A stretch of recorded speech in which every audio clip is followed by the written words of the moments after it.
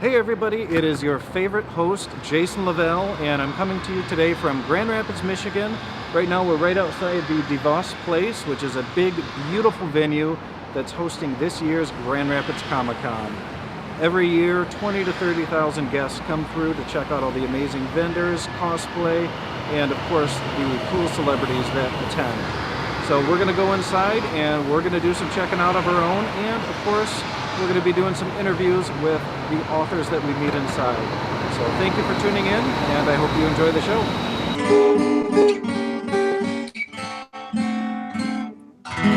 You're watching Spilling Ink.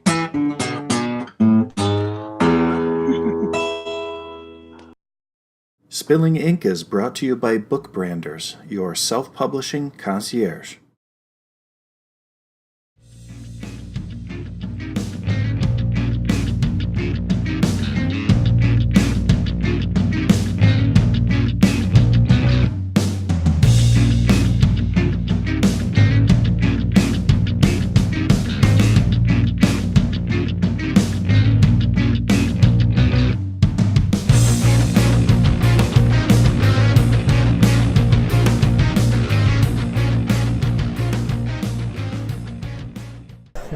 Welcome to Grand Rapids Comic-Con. I am here with MarcyKate Connolly, our very first guest of the weekend. Very good to meet you, MarcyKate. Nice to meet you too. Yes, and you write middle grade fiction, is that right? That is correct. Okay, so I've always gotten a little confused about middle grade. What is middle grade? I mean, is it middle school? Is that what it's supposed to mean? Sort of.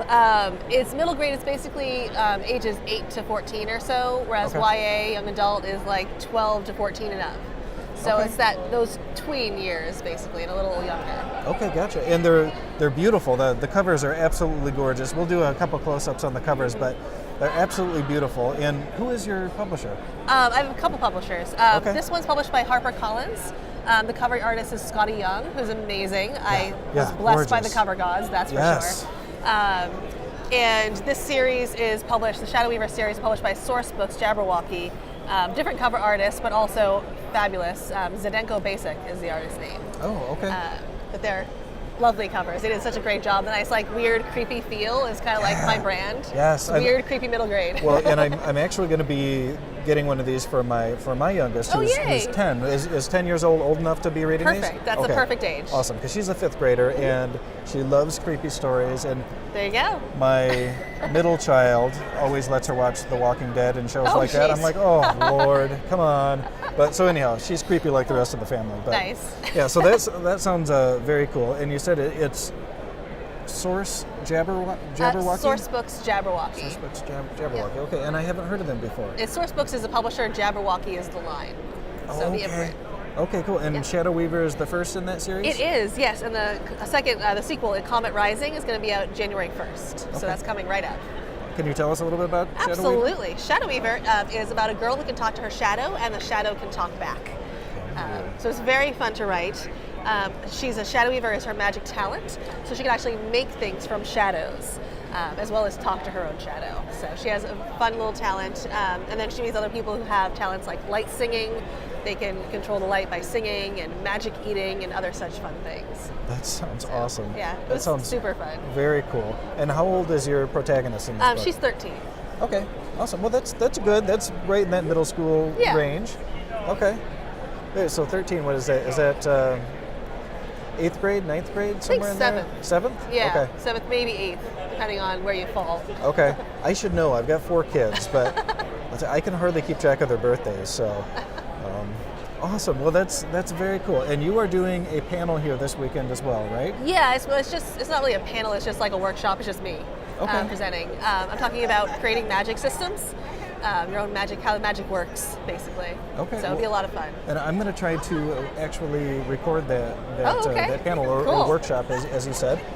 Hopefully awesome. that will work out. But can you give us a little glimpse into that while you're here? Yeah, I mean, it's basically just talking about, like, there's different things you want to consider when you're creating a magic system, if you're writing a book, because some magic systems are, very simple and very direct, and others are much more complex, where there's lots of rules, there's different layers to the magic and how things work. And as a writer, when you sit down to write a book, especially a fantasy novel, you need to decide, how do you want this to work? And you make sure that it actually makes sense. That's very important for it to be logical and consistent in some way. Instead of just like you want something to happen and being like, oh, magic. You need to actually have like a reason for it to be magic and make sure it's consistent throughout the book and not just relying on it as a crutch, but making it actually a real like thing that's believable and consistent with your story. So where do you start with yours when you're creating your magic systems? It varies, actually. It depends on the character in the book and what I come up with first. So for Monstrous, in that series there, the first thing I came up with was this idea. It's about a girl, it's kind of like a Frankenstein meets Brothers Grimm. She's like reborn in the very beginning as this new creation with wings and a tail and claws. And the magic system there is a bit more complex than others that I've written, and it's a bit more broad. And that was kind of stemmed from there. Was like I had this idea of what I wanted the magic to be able to create this girl. So there needed to be a different type of magic than I would in, say, this book. Whereas in this book, what I came up with for that was this whole image of this creepy girl who can play with the shadows and do that. So I knew it was going to be a different sort of magic where they had like a specific talent versus some kind of an energy form. So it's more of an energy form in Monstrous and Ravenous. Okay. Whereas it's more specific to different people. So there's very different rules in each of those. And also I have a young adult book that'll be coming out in 2020, a series starting, and that has a totally different magic system as well, where like they can only affect organic matter, and there's whole like the magic people who have magic, people who don't have the technology, and sort of like those two opposing forces are push and pull throughout the book. Okay. Well, so when you're outlining for these books and getting your plot in your head, are you thinking about that magic system first, or is that something you develop as you write the book? Usually I develop it as I write the book, but there are definitely times when I need to like take a step back and actually like plot out what I'm doing with the magic to make sure that like I'm not randomly breaking rules. Okay. But sometimes I kind of figure out what rules I'm going to need to break first, or sometimes I do the plot to figure out what it is I want it to do, and then I build the rules around that, and sometimes vice versa. It depends on how the idea comes to me, really. Okay. Well, because I've heard a lot of different thoughts on that. Yeah, you know, absolutely. Do you make a dictionary of what an encyclopedia of magic before you start writing the book? That way you know, and that's almost a whole another book on its own. Just absolutely. Doing the research into that. And I think, personally, I think it really depends on who you are as a writer and what works for you in your writing process. Because everybody's process is different. Like, there's no right way to write a book. It's whatever works for you. If you manage to get from page 1 to page whatever, and you have everything in between, that's great. Whatever works for you. You know, every opinion like workshop like I'm doing, this is just an opinion. It's not, set in stone or anything like that. It's just one way of doing things. So I take it that you're a plotter then. Oh, I'm absolutely a plotter. Okay. I love to sit in my writing cave and figure out how to make things terrible for my characters. And then make them better, of course. Making them terrible is the most fun part. Okay. Well, and I was always a pantser until just a few months ago, and I started, what's up, buddy? So our good friend Michael Thayer is a photographer here in town. Video. Can I come over? Yeah, come on over. Come give me a hug, big man. All right. How you been, buddy? I haven't seen you in forever, man. Oh, it's been a long time, buddy. It's been a long before time. You moved. Hi, I'm his friend. Nice to meet you. I wondered if you were going to be here. Yeah, of course. Oh, well, I'll track you down in a bit. Yeah, I'll be around. Get the food.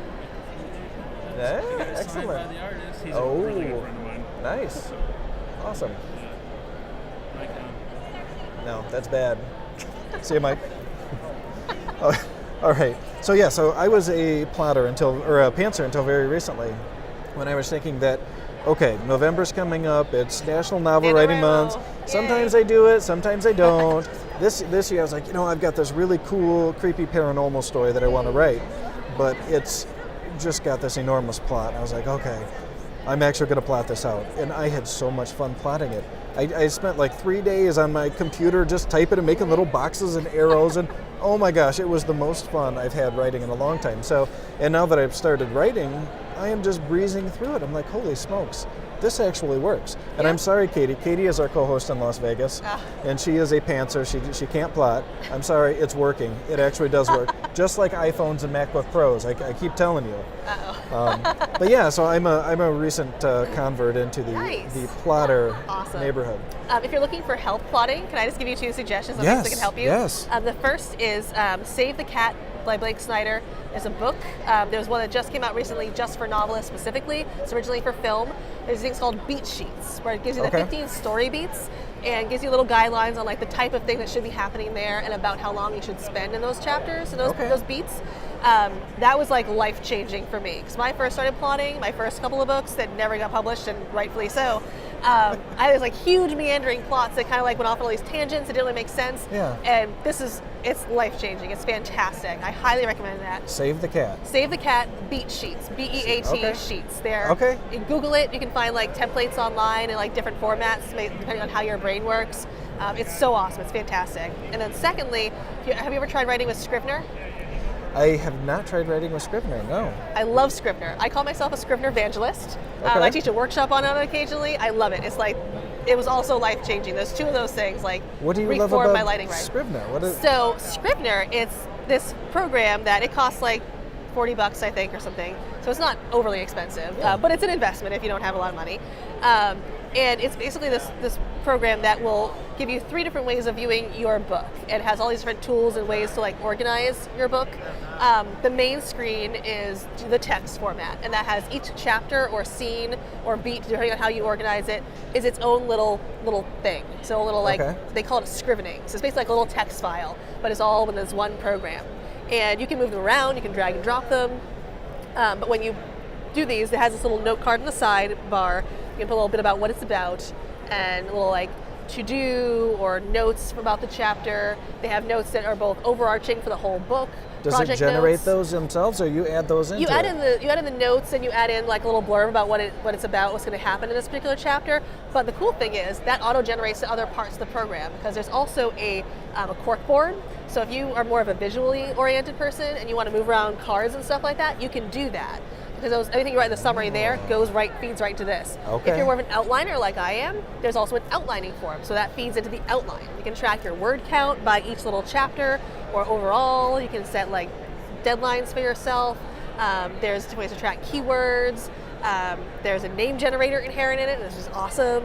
There's just so many. I could wax poetic about this for like 3 hours, literally. Well, and you said you teach a class on this? I do, yeah. I teach a workshop. I have one version that's like an entire day and one that's like a 2-hour workshop. No kidding. I cannot recommend it enough. It is hugely wonderful and great for pantsers or plotters. And people who like visually learn or don't. It has a little something for everybody. A lot of people find it really overwhelming at first because it's a lot to absorb. And a lot of people will tell me that like, oh, I don't use Scrivener well enough, and that's not true. It's in there so that you can customize this to your own process, which is the best thing about it. You don't have to use everything. I don't know anybody who uses Scrivener and uses every feature. Like you customize it to the way that you work and your brain works, and that's the most beautiful thing about it. So, well, I might have to drop you an email about Scrivener then, because of course I've heard of Scrivener, but I always use Microsoft Word. That's just what I do. And I used to do that too. And actually, my first couple of books, I would be saving every chapter as its own file because I wanted to do what Scrivener did, but I didn't know Scrivener existed until later. So when you I can found actually it, it was move like, those chapters around then later? Yeah, it's amazing. It's amazing. That Feel would free to drop me a line. I would be happy to chat more about it. I will have Instead of to. taking up this whole thing with Yeah, well, yeah. All right, well, I like that. You've got my interest going. All right, so we are going to do something called a lightning round. Oh, this boy. is actually my first convention doing this, so really?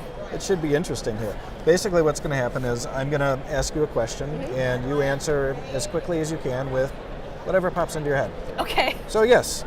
All right, first question. Okay. Most embarrassing thing that's happened to you at a convention? I haven't been to enough of them to have an embarrassing thing happen, actually. Okay, we'll take that as an answer. Sorry. We'll take it. Pineapple on pizza, yes or no? Yes, I do like pineapple on pizza. Sorry.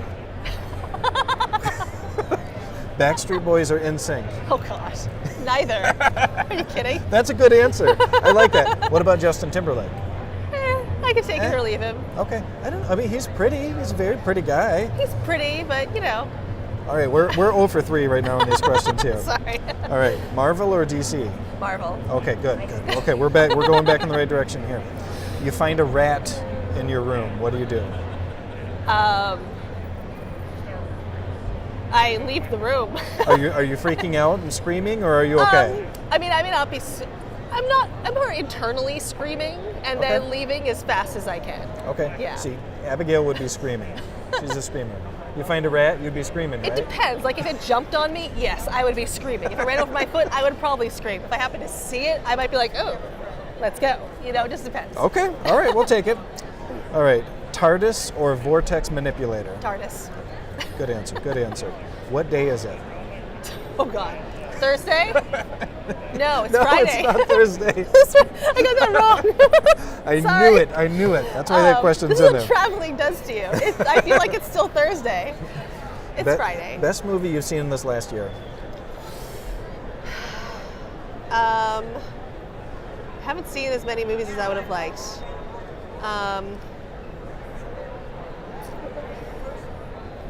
Wait. So just 2018? Whatever. Trying to think. Last good movie you've seen. This is stumping you. This was an This is- easy one. I've seen several good movies. I haven't seen that many. So like they've all been like equal, like equally good. That's the problem. Like the last 3 Marvel movies, we had to catch up on that. So like Black Panther, Thor, and the Avengers one. Those were all great. They were all amazing. Didn't the Star Wars movie just come out last year too? Yeah. That was amazing as well. Yeah, So The like Last that's Jedi? Yeah, that's Yeah. like I had a toddler now, so like time is like just very strange at the Okay. moment. But those 4 are like a really good tie. I can't choose between them. They're all Okay. very good. All right, Marvel So, movies and Star Wars. Star Wars. Okay, I'll take it. Okay. I'll take it. Well, that brings me to the next question. Star Wars or Star Trek? Star Wars. I love Star Trek as well, but Star Wars is I have to agree with you. Yeah. I love Just a little I love more. both, but yeah, Star Wars, I don't know. I just like the movies. They're a little cool. Yeah. Okay. So, books or movies? I mean, books are my first love, but I love a good movie. However, I have not read many books or seen many movies this past year, but normally I read a lot more books than I see movies. So Okay. it's hard, they're 2 different formats. It's hard to choose between them. It is you tough. know? It is tough. Yeah. If So- I'm choosing about like a book made into a movie, probably book. Okay. Most likely book. Favorite author? That's such a hard one. That is know the it worst is. one. I know it is. We'll go with favorite author of the last 5 years. How about that? That's even worse.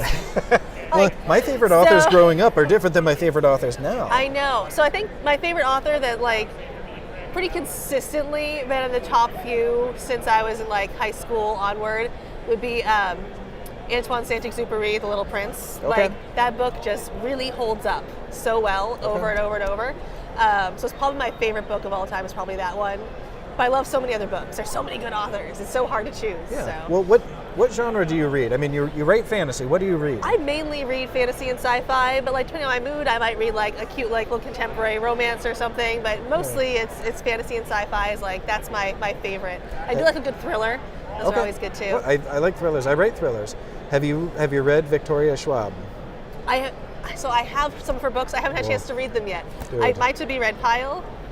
I It's understand. frightening, Mine too. actually. People keep sending me books. They keep coming in the mail. I'm like, dude, it's like maybe in 5 years. I know. But seriously, any of I've Schwab's heard books? she's so amazing. So and seems like such a lovely person too. Yes, she is. They are just, they're mind blowing. They're so Yeah, good. I know they're high on my list. They are very high on my list. Okay. All right. Good. I own good. some of them. I just actually find the time to read them. I've read 4 books in the past year. It's pitiful. Well, It's very pitiful. I've read 4 books maybe this year, so I mean I'm not too much better. Yeah. I used to read 50 to 100. So Okay, going down so to 4, that's bad. That is bad. It's the toddler. Yeah, I understand. can't help. I understand. All right, just a couple more here. Okay. Cutest dog.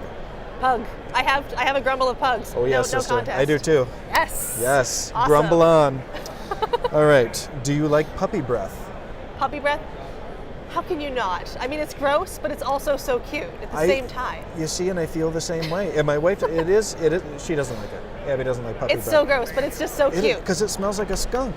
But It you just keep smelling it, and then it becomes cute and endearing, and I don't And know it's why. being delivered in a cute way usually too. That's I guess that's true. If you It's the stick a delivery. bad smell in a cute yeah, body. it has to be in context. Like if it was just puppy breath and no puppy attached to it, that would just be disgusting. Yes. Well, and I'm But, trying to you think know. of other things that would work for. I was like, like poop. If you put poop in a cute package, would it smell good? Well, then I'm No. thinking of changing diapers, and I'm like, no, that's No. it's never cute. No, puppy breath is different though. All right, ebooks or paperbacks? I'll usually buy the paper copy, But I do read ebooks on my e-reader. I take them up from the library a lot, so I Okay. like both. But I like to own the hardcovers and the paperbacks just to like have them. So I collect hardbacks and paperbacks from authors that I know and that are signed. That's Yeah. that's what I've limited myself to. If it's signed, it goes on the bookshelf. If it's not, I'll get it as an ebook. So, all right. So one more on our Okay. speed round: David Tennant or Matt Smith? David Tennant. I love Matt Smith too, but David Tennant was the best. Well, I started with Matt, so he Oh. kind of is forever Well, my that's doctor. cheating. But I do. Well, I have something I against. started with that guy who was there for only a year. I forget his name. Oh yeah. Oh, 9. what was that guy's name? Yeah, I the don't remember angry his name. guy. He was very angry, but also like oddly not at the same. It was very strange. Yes, But, yes. Yeah. But David Well, Tennant was right after that. and he was David just Tennant amazing. is awesome, but I first saw David Tennant in Harry Potter, where he was the bad guy, Yeah. Barty Crouch Jr. And so when I see him on Doctor Who, I'm like, oh, I'm automatically stay away. You're bad. That's funny. But no. Have you seen him in what's the name of the? He was in another series that was so good. Broadchurch. Broadchurch? I think it's Is Broadchurch. it a BBC? It was a series? BBC thing. There was one in a BBC version and then a US version for one season. But I'm pretty sure it was Broadchurch was the Okay. BBC version. They did like 3 seasons. So good. It was like a thriller of this like small Okay. town and I'll check it murder out. mystery. It's really good. I'd love Really to see good. him in a thriller. That'd be Yeah. awesome. Wow, look at that guy's pin shirt, button That's shirt. amazing. That is amazing. Oh. All right, well, that's about all that I have for you as far as questions go. Awesome. Thank you so much Thank for you. taking It the was time to lovely meet to with meet us. you. Yes.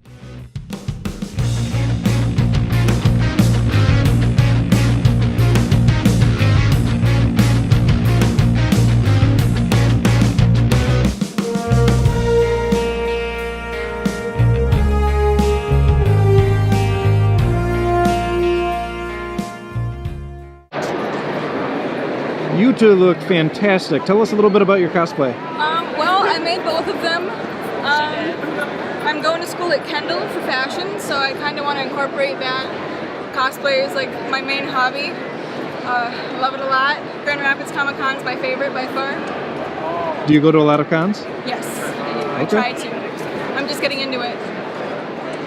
Awesome. What about you? Can you tell us anything about your outfit? Well, she did do the sewing on the body and the boots and everything, and I just got this wig she bought me Amazon, but Well, thank you so much, ladies. You guys look thank you. fantastic.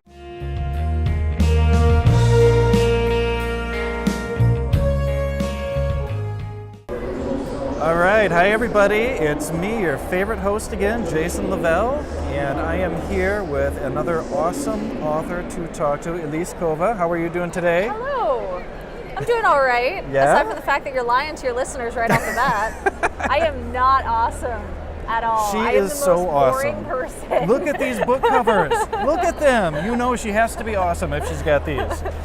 Well, what are you thinking of our convention here in Grand Rapids? You know, I love it. I was really flattered foremost that you guys saved the first snow of the season for my arrival. Just for you. Just for you. Just for me. I'm from Florida, and so for me, I've seen snow before and I've been in snow before, but every time I see it, it's like that magical experience. Oh so my it really God. put the whole weekend in like this sort of snowball glow of just winter wonderland. I am glad that it's magical for you, because it's not so magical for us. You know, and I don't even mind snow. I like looking at snow, but when you have to drive on it for 4 months, it's like, oh man. You know, every time I get behind the wheel, I feel like I'm playing Russian roulette with the highway. So Yeah, I That's tough. lived in a place with winter once and got stuck in ice, really stuck in ice, because apparently you don't slam on your brakes No, and then definitely slowly not. turn your wheels to make wells in the ice. I didn't know this. where did you live that had ice? Japan, actually. No way. Yeah, I lived in Japan I lived there for 6 months in college as I studied abroad, and then I moved back when I finished my master's for about 2 years. That's amazing. It was What did you fun. go to school for, if you don't mind me asking? My undergraduate was in critical media and cultural studies, which is like the psychology of marketing, and then I got my MBA immediately after that. Okay. And then I sold everything I owned because I wanted to have a life adventure, and I moved to Japan and was a second grade teacher. Wow. It sounds like a movie. It was It really does. It was an incredible experience, and over that time was actually when I wrote my debut novel in series, Air Awakens, and yeah, that was a lot of fun. Well, speaking of Air Awakens, tell us a little bit about what you write. Yeah, so I write books kind of my short summary is I write books with magic and some amount of romance in them. And I do say some amount of romance because some of my series have a lot more than others, but I love fantastical worlds. I love magic. I love swords and sorceries and all of that in every form they take. And so each one of my series has that as kind of the underpinning for it. So I have my debut series that I said was Air Awakens, and Air Awakens came out in 2015. 5 books, it's finished. There's a prequel trilogy of 3 books that's out called the Golden Guard Trilogy. And there's a sequel series actually coming out to that, Air Awakens Vortex Chronicles, in February of next year.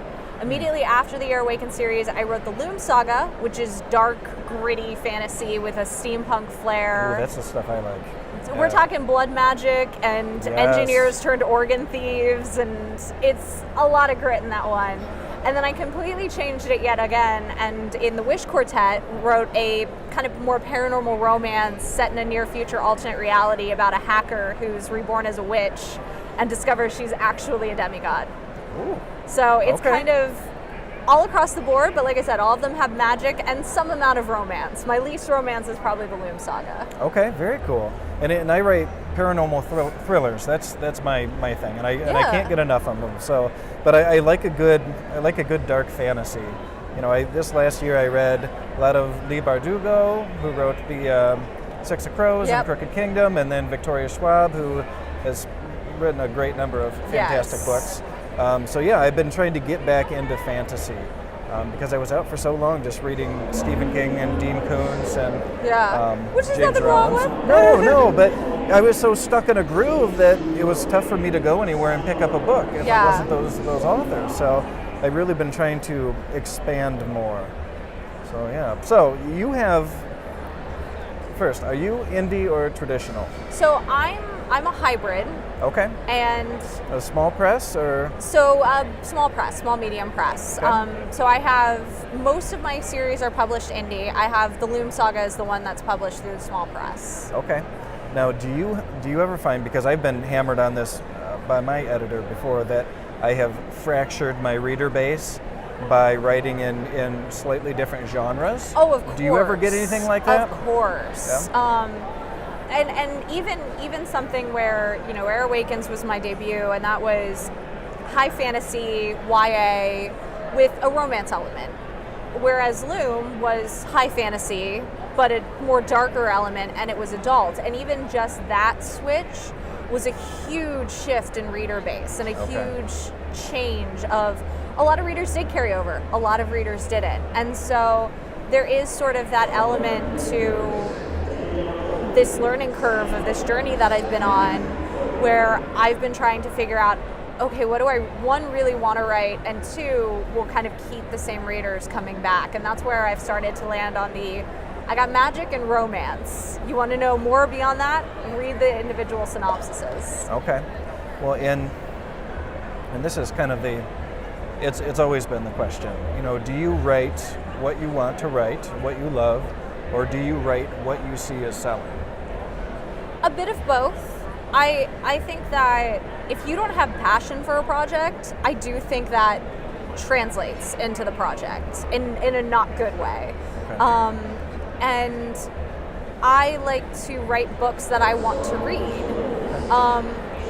But again, as I said, something like the Loom Saga is a little bit of a harder sell than the Air Awakens series that has a very kind of clear audience and logline and hits some of the expectations that readers will expect more than Loom does. Okay. So yeah.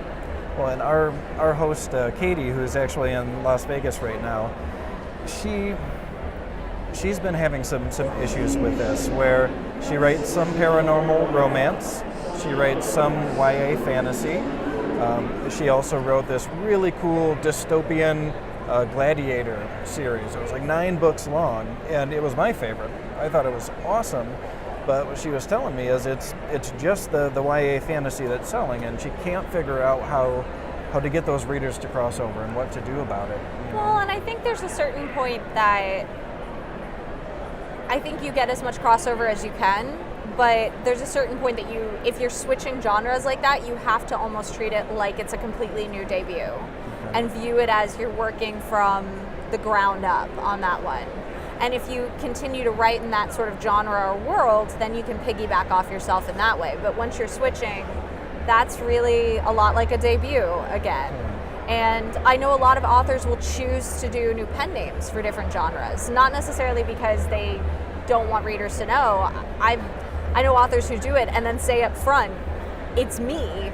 Okay. It's not to hide things, but it's for things like the Amazon also bots. Yeah. Or keeping that algorithm making sense, so you don't have a book that then confuses Amazon of, okay, who should I market this to? YA fantasy or paranormal or that kind of thing. Well, and do you find that Amazon's algorithms are working for you right now?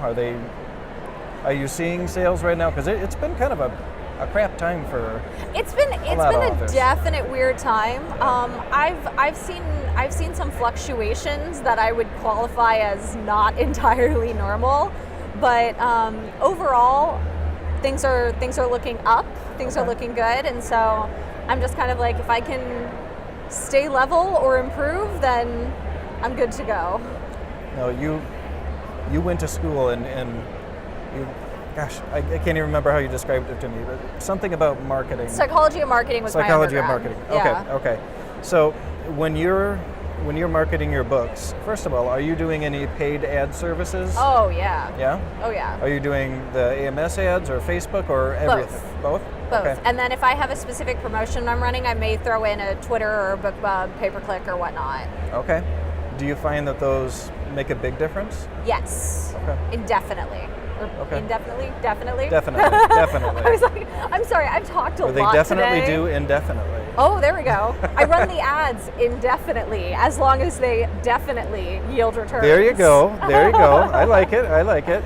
No, and that's a big thing, and we have people ask us that all the time because there's only so much money in the budget every month. Yeah. Usually, where do I spend this $100 or where do I spend this $50?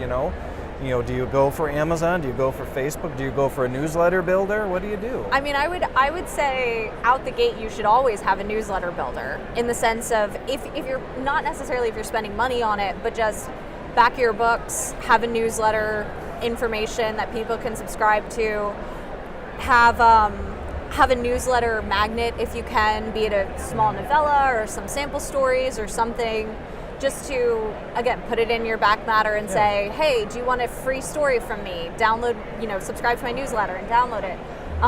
Because I know I have a story of yours waiting in my email because I subscribed to your newsletter. And so it doesn't take a lot, and if you put out a good newsletter, people will stay. But at least, I haven't checked it in a while, I admit, but at least back when I was working in corporate America, email converts higher than any other form of marketing still. Okay. And the other thing is that with email, you own those contacts. They're yours. And no matter what other marketing you do, you don't own those contacts at that point. You don't own that buyer, that reader. You're at the whim of Facebook or Amazon. And so I always say that even if you're not pouring money into it, you're doing nothing other than paying a base subscription fee of whatever cheapest thing you can find, have a way that you're collecting emails, because that's really important to start building your newsletter list. Okay. But going back to what you said, if an author only has $50 or $100, I would stray toward AMS ads than Facebook. Okay. And do you design your own AMS ads, or do you have a team that builds them for you? It's all me. It's all you? It's all me. All right. Well, we might have to chat with you at a later date just on AMS ads, because that's that's a whole art form in itself. Yeah. Figuring that out and making it work. And I'm happy to lend any knowledge I know, but I have to give props to Michelle Maddow. I don't know if anyone listening has read her books or seen her name around, but she does awesome work on AMS ads and has great insights. So. Michelle Maddow. Okay. Yeah. We'll have to look her up and get her insights. Now, what about these conventions? Because most of our marketing that we do is going to be online, obviously, because that's where we're selling the most books. But how do conventions fit in? What do they do for you? So, conventions are kind of twofold for me. Conventions on one side are interaction. and I'm an extrovert. Shocker. I'm like the unicorn author who's the one author who's like, I'm an extrovert and I'm dying every day being alone. Well, after reading your page, I was surprised you weren't cosplaying as an anime character here today. I really, every time I come to a con, I'm like, I need a costume. So for me, writing's a solitary process, other than the people who are alive in your head. I mean, they keep you company. But it's a solitary process, and it's very much, you write it and you work on it and you do all of that alone, and then you put it out into the world, and then you maybe read reviews or get some comments on social media, but you don't interact with the people who consume your work. And so conventions for me on one side are nice to interact with readers, whether it's existing readers or potential new readers. The other side of conventions for me are just fun. I just like coming. Okay. Like, I really do. Okay, excellent. So now you are here as a guest, not a vendor today. How do It's you? my first time. Is it just really? so everyone knows, this is my first time as a guest. How did you do it? Because we have some people that'd like to know. My agent worked it out. I'm sorry. That's Agents, that. Okay. Yeah. Can you need to pause? Can I pause and sell the book that's go right sitting ahead. on the table? Hey, man, I wanted that book on there. No, it's okay. I'm just joking. Should I sign it to her? How do you spell her name? We have to I'm pause for sorry. a signing here. This is what it's like when you're Elise Kova. She is so popular that she can't do an interview without being swapped. Hi. Thank you so much.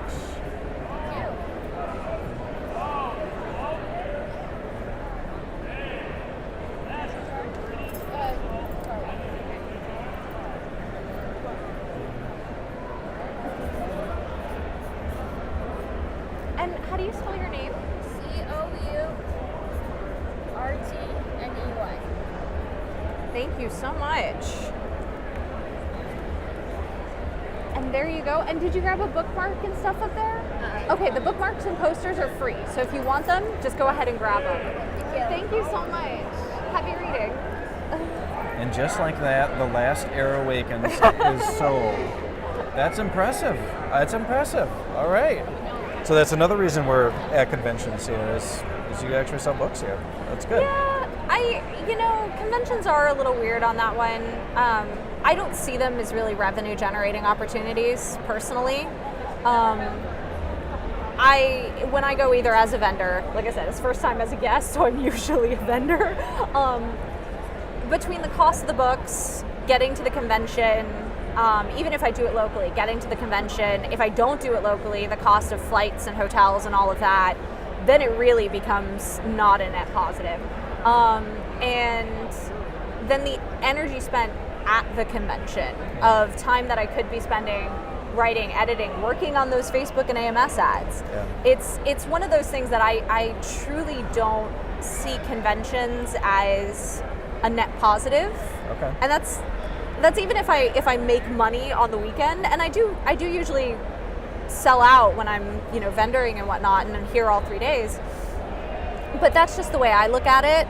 And again, what I'm getting from these conventions is more than just the dollar amount. So I'm like, if I break even, then it was a worthwhile weekend. Okay. Well, no, that makes sense. And I hear a little bit of both. There's a lady just over there, Evans, I believe her last name is. Yeah, Esther Evans. Yes. She's awesome. Go check her out. She is. And we talked to her. I talked to her yesterday, but she was telling me she's selling books like hotcakes this week, and I'm like, that's fantastic. And then I chat with you, and you're like, okay, you're here more for the social interaction and networking, and that's good. Well, now you did say something just a couple minutes ago about your agent. Your agent set you up as a guest here. Yes. So this is one of those where we're going into traditional versus indie. Yes. That we should probably talk about, and we talked to Mindee, who she just did a panel about getting published and getting an agent. But how did you get your agent? I wrote a lot of books and hit the USA Today bestseller list. I'm so that's the direct, honest answer. When I first started writing, I wrote Air Awakens, I edited it, and I knew I wanted to publish it. And I was like, publishing, how do, internet, please help. And I queried agents, because that's what you do. And I queried 111 agents over the course of a year. I was rejected by every single one. And then I self-published Air Awakens. It did really well. I was really fortunate on that, and I was truly lucky. And the 5th book hit the USA Today bestseller list. Through that, I met the owner of the small press that I did Loom through. So I kind of had that sort of hybrid experience, but in a more direct way than like a big five sort of situation. And then I had another book that I was like, okay, I think that this book may make more sense in the traditional world, but I would like to go for a big five. I'd like to have that experience and learn from it. And at that point, I was at that point 8 and 11 books published. Wow. And I had been around in the author community and made some friends, and I started putting out feelers to my friends where I'm like, I'm thinking of querying again, tell me everything's gonna be okay. And had an author friend who was like, I think you would do well at, my agency. And I was like, okay, because that was one of the ones I was considering, and queried 2 agents and signed with one the second time around. So that's fantastic. Yeah, I mean, it's... Now, how did you pick which agents you were going to query? Did you go through and see what other type of authors they represented first, or did you just... The first time I queried, or the second time I queried? The time you were successful. The time I was successful. It really was, again, by that point I had been around sort of the author community and gotten to know a bunch of authors and talking about their agents and agencies and what their agents did and didn't do. And I kind of had a very clear idea of what I was looking for in an agent. And the big thing for me is I like being hybrid. Okay. I don't have plans currently to be a solely traditionally published author or solely an indie author, but agents don't make money on indie books. And so finding an agent who's okay with that, it was something that I was like, that's important to me, and that's going to narrow the list a lot. Okay. Interesting. So your agent isn't pursuing big 5 contracts for you because you want to remain the way you are then? She is. Oh, she is? She is for a title, a different title. Okay, yeah. okay. And that's an unpublished title That's right now? an unpublished title right now. Okay, wonderful. Interesting. I shouldn't say she is. We're still revising it, so I don't know what she's going to pursue. She will be. Soon that book will be on this table too to sell out, which is good. Okay, interesting. Very cool. Now, you said you like being hybrid, and based on your panel earlier, you were kind of talking about traditional versus indie, and so I guess I wasn't there. I was interviewing someone else, but how dare would it be? you? I know. I feel terrible. I really wanted to, but would it be safe to say that you kind of see benefits in both? Oh yeah, undeniably, and that's one big thing that I've met indie authors who are staunch. Indie is the way to go, and if you're not indie, you're throwing away your money or money you could be earning, leaving it on the table, and you're giving up your book baby to someone who won't treat it well, and you're still going to have to spend money marketing. And I've heard traditional authors with I sell so many more copies, and even though I get a much smaller percentage, I'm making more because I sell so much more, or I'm a real author because I have a publisher. And my kind of mantra in the panel was that you define your own success, whatever that looks like to you. If all you care about is that you want a book published, and if your mom, your best friend, and your best friend's cat are the only people who read it, and you're cool with that, then cool. And so there are things that I look at traditional publishing, and there are benefits to it, undeniable benefits to it. And I look at indie publishing, and there are undeniable benefits to that, pros and cons to both, and it's what fits you best in your career best. Okay. So if you can't do traditional, or you have been rejected traditionally, and you're wondering what to do, it's not a terrible idea to go indie? I don't think so, but again, I also think it depends on what the individual really wants. Because if their goal is that manuscript is someday published by a Big 5 publisher, if they independently publish it, a Big 5 publisher probably is not going to ever pick it up. And I say probably because if you make friends with a producer out in Hollywood who makes it into a movie, then yeah, HarperCollins would be like, okay. Or if you write wool, then they're still going to buy it from you anyway. Yeah. But those are the very small exceptions and not the rule. And most publishers don't want to touch something that's been put out there. And I know a lot of authors who are like, I can't abide by the idea that this isn't traditionally published. And so if that's the case, trunk it and write something else that you either shop that to publishers and try to get in that way, or you independently publish that title. Well, that's fair enough. And the first book I ever wrote, I self-published that, and all I wanted was to write a book. It was a bucket list thing. I just wanted to write one cool story, and I had a great idea for it. And that book did really well. I said, okay, well, I'm going to keep doing this. I'm going to keep writing, and now I'm doing the same thing you are. I'm a hybrid author. I publish with a small press, and I still self-publish because the stuff that a small press doesn't want to include, I want to do on my own, and that's okay. And that's the other thing too, is where I also feel like people think that if they choose indie or choose traditional, it's like lock in your choice. Once it is made, you can never change it, and that's. It's not a video game. Yeah. You're not picking your class. Yeah. All right. Well, I have a little game for you. Okay. Oh Lightning round questions. Oh no. Yes. Oh no. They're not hard. They're easy. I just am scared of the things that come out of my mouth when That's I why don't we think about ask. the filter. All right. So I'm going to ask a question. You just answer as quickly as you can with the first thing that pops into your head. Okay. All right. This ought to be good. I'm good with this. I like it. All right, first question. Pineapple on pizza, yes or no? No. Excellent. You're off to a good start. TARDIS or vortex manipulator? TARDIS. Good. Last book you read? I can't answer that one because it's not published yet. Oh. It's a friend's book, and I was reading it for like a blurb. All right. Okay, fair I'm enough. sorry. We'll let you go on that. We're going to let you go on that. Last book I read that was published, A Blood Oath, by Ray Wagner and Kelly Sinclair. Okay. Sorry. All right. I didn't want to dodge that one. No, that's good. That's good. All right. Oceans or lakes? Oceans. Okay. Hands down. Star Wars or Star Trek? Star Trek. Most embarrassing thing that's happened to you at one of these? At a convention? Yeah. Or a public engagement of any kind? When I was a teacher, I was wearing a skirt and fell, and one of my parents was in the parking lot, and the skirt went up to my shoulders. That's not really me as an author, but it's just me being clumsy. That's still embarrassing. We'll still make fun of you later for it. It was very embarrassing for sure. All right, that's good. That qualifies. All right. What did you have for breakfast? I ordered room service last night, and I got beignets.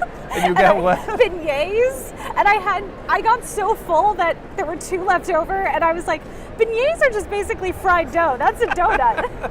So I had beignets for breakfast. All right. Okay, that works too. Selena Gomez or Camila Cabello? I don't have a strong opinion, but I'll go with Selena. Okay. All right, that works. Scary movies or comedies? Comedies. All right. I don't like being scared. Worm or wyvern? Wyvern. Okay. That's a good choice. They're cool. David Tennant or Matt Smith? Matt Smith. Yes! That's my girl! All right. All right. What's something weird that you do? Oh, Don't overthink it. I have to. Oh, when I get on an airplane, I slap the outside of the airplane. Okay. I give it a little love tap. Just a little. Okay. All right. For good luck. Favorite word? Does it have to be in English? No. Gyunyu. What does that mean? Milk in Japanese. All right. I just think it's fun to say. Say it again. Gyunyu. Gyunyu. All right, that's cool. Yeah. I get behind that. Shrek or The Lion King? Lion King. Ooh, I don't know about that choice. I don't know about that. What's the cutest dog? All the dogs. They are all good boys. I like it. That's the perfect answer. Marvel or DC? Marvel. Excellent. Except for Batman. I love Batman. Oh, Batman's really cool. Which Batmans do you like? There's a lot of Batmans. Who do you like? I like all the Batman. Like, I even like really campy Batmans. Oh, okay. All right. See, I really liked Michael Keaton, but that was my childhood Batman. Yeah. So I kind of grew up with him. Then I liked Christian Bale until some tape surfaced of him screaming at people on set, and I was like, oh man, I can't like you if you're a jerk. I have a hard time with that, with the whole like, is it fair to separate the art from the artist? I don't. Like, I'm like, I don't know, but The Dark Knight is so good. No, they're good movies. I don't know. I have a tough time with that. That's fair. You're probably a better person than I. I doubt it. Dean or Sam? I've never watched Supernatural. All right. I would go with Dean because I like the name better. He's the one with short hair, I think, right? Oh, okay. I don't know. I think he's the one with short hair. He's the one everybody loves. All right, ebooks or paperbacks? Ebooks to read, paperbacks to collect. Excellent. That's right where I am too. Magic or martial arts? Magic. Hell yeah. Please. All right, Stephen King or Dean Koontz? Stephen King. Okay. But that one's close. It is really close. All right, so let's see here. One last question for you to tie things up. Do you like puppy breath? I like puppies, but I can't say I'm a big fan of the breath. Okay. It's a tough one. It really is, because I love puppies, and my wife loves puppy breath. So I'm not offended by it. Like, if I have puppy breath in my face, that usually means there's a puppy close to me, and that's what I'm focusing on. But like, if you're just like, here is perfume day puppy breath, I'm probably not spraying that on me. Okay. All right. That's all good. Great answers today. See, and you didn't get stuck on anything. You even recovered from the last book you read. Then. Yeah. That was good. Okay. All right. Well, Elise, thank you so much for talking with us today. Much. It was Thank very you for good to having meet me. you. Yes. And enjoy the rest of your convention, and Thank happy you. reading to everyone listening. Wonderful.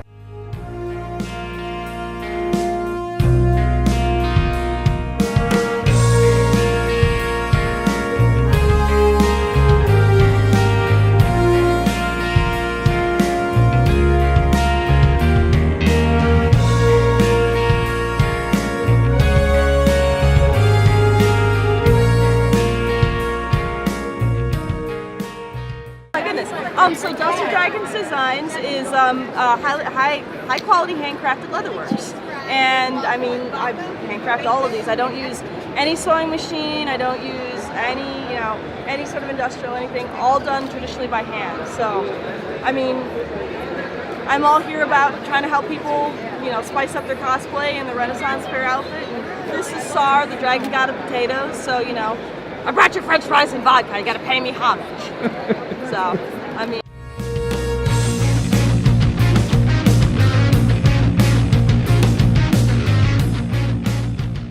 Hey everybody, it's me, your favorite host, Jason Lavelle, and today I am here with author Mindee Arnett. How are you? I'm great, how are you? Good, good. And you are all the way from Ohio, is that right? I am. I live west of Dayton, which nobody has ever gone to because it's Dayton.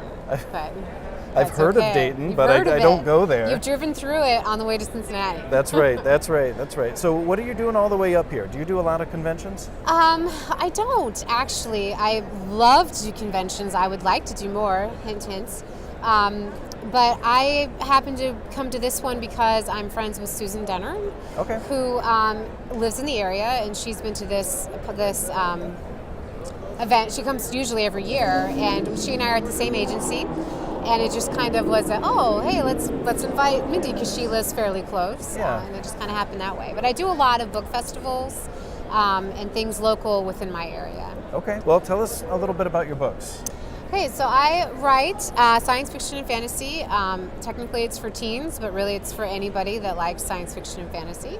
My first series was The Nightmare Affair. It's a trilogy. It's the Arkwell Academy trilogy. It is about a girl who's half human, half nightmare, as in the folklore creature that sits on your chest when you're trying to sleep and gives you bad dreams. Oh. But in this case, she discovers she has the ability to predict the future through signs and symbols in one particular person's dream who happens to be her crush.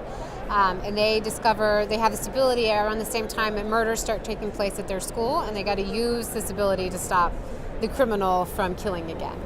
So they're murder mysteries set at a magical school. My Barnes & Noble rep called them Scooby-Doo meets Harry Potter, which makes it sound younger than it actually is. But I don't know. You're never too old for Harry Potter, though. Or Scooby-Doo, right? Am I right? Like the Supernatural Scooby-Doo. Did you see Yes, that crossover? yes. Oh, it was epic. Okay. That was good. That was very good. So- It might have been better than the actual Supernatural show. I don't know. I got through one season of Supernatural, and then I couldn't get any further. My wife just wasn't into it, and I was just like, yeah, okay. There's a million other series we could watch, but It's up and down, but we've stuck through it. I absolutely love Dean. Okay. Like, love Dean, so I will watch him in anything. Jensen is Ackles. Dean short hair or long hair? Hey, Jensen Ackles is short hair. So Okay, he okay. starred in Dark Angel. Did you ever watch Dark Angel back? didn't. So Dark Angel preceded Firefly on Fox. Like Okay. they canceled Dark Angel to put in Firefly. So there's like this long. It actually starred Jessica Alba, Okay. and Jensen Ackles is in it, and Awesome. he's just hysterical. So I've loved him for a very long time.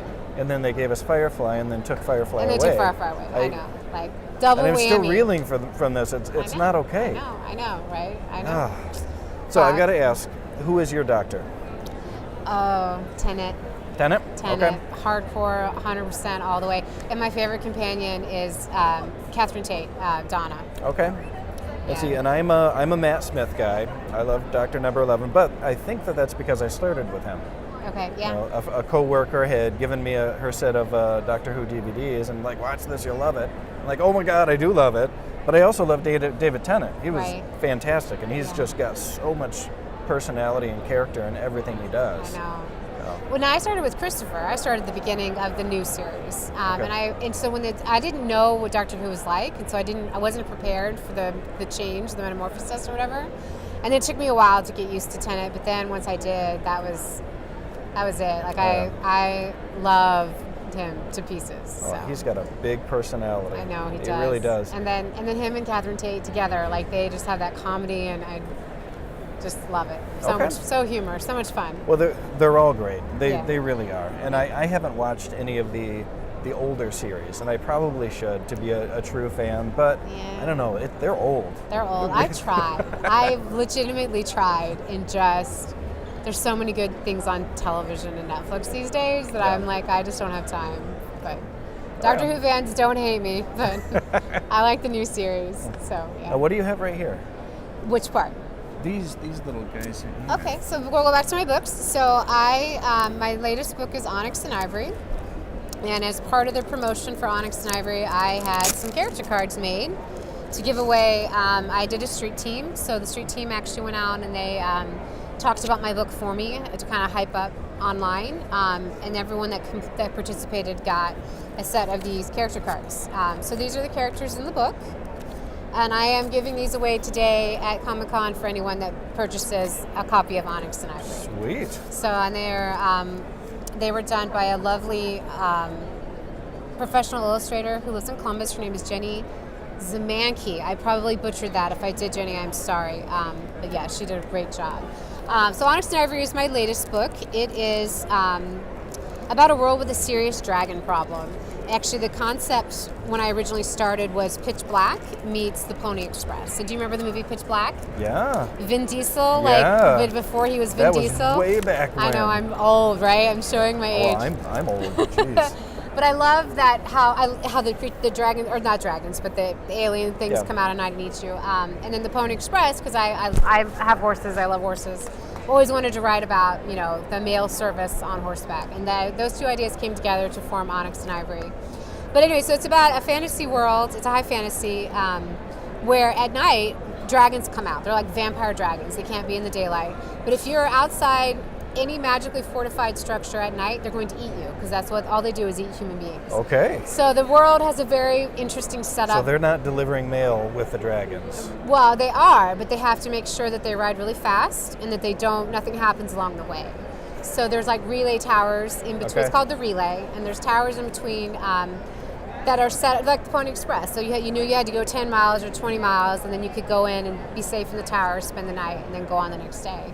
And that's where the story starts. But my main character has an advantage. She has a magic. Certain magic is outlawed in the country, and she happens to have that type of magic. She can communicate with animals. She can sense what they're feeling, and she uses that to help her not get eaten by dragons. Okay. As the story starts, there's a lot more to it. There's another point of view character who happens to be the second born son of the king, They have a past. They meet each other again, and shenanigans ensue. It sounds like you have a fairly large plot with a lot of intricacies in it. I do. Are you a plotter? Do you plot your novels out, or do you just fly by the seat of your pants? So I am actually on the spectrum. So because it really is a spectrum, I know a few people that are purely pantsers and few that are purely plotters. I'm kind of somewhere in between. Okay. I started off being a pantser entirely until I realized that absolutely sucks. I wrote 4 books that way, and they were terrible. And the reason why they were terrible is because when I went to revise them, they were so structurally bad that I had to start over. And if I had to start over completely, it's just discouraging. And then I just go on and write the next one. Yeah. So I learned that it's good to do some plotting, to actually think about your story ahead of time.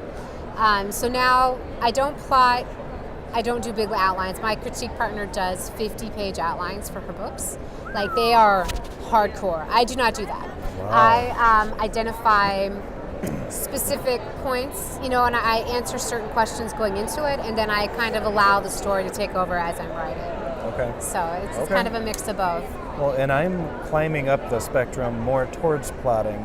Yes. I was a total pantser, and I had the same problem where my plots just ended up being meandering. They would just kind of go, and I'd look back at it, I was like, man, that's not really solid. The book is still enjoyable, I think, but it could be a lot better if I'd actually taken the time to plot it out. So now, because this is National Novel Writing Month, and I wanted to really work hard on my work in progress, I was like, okay, I'm going to do a solid outline for this, and it's not 50 pages, it's more like 4 pages. I but, know, right?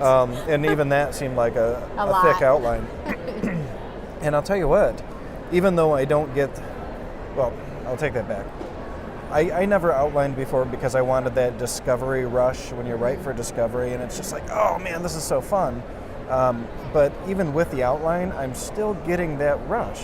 Because I'll say, okay, I want this to happen in this scene, but I still get to write it, so I still get that enjoyment out of it, but I feel like it's going to be a lot more cohesive because later on, if I'm looking back through, I can say, okay, well, I need to move this plot point here or this plot point here, and because I have an outline, I know where it is, and I know how to do that, so I think that's really useful. Well, and then it's a rush when you realize what you thought was going to happen ends up being something else, and it's better. Like, I like that feeling too. I'm like, well, I thought it was going to do this, my outline, but really, it's going to do this, and it's so much better. Like, that's how you kind of keep it fresh and alive And when you do some plotting. Yeah, definitely. I mean, you allow yourself room for creative breathing, for a little bit of freedom in there, but still give yourself some parameters.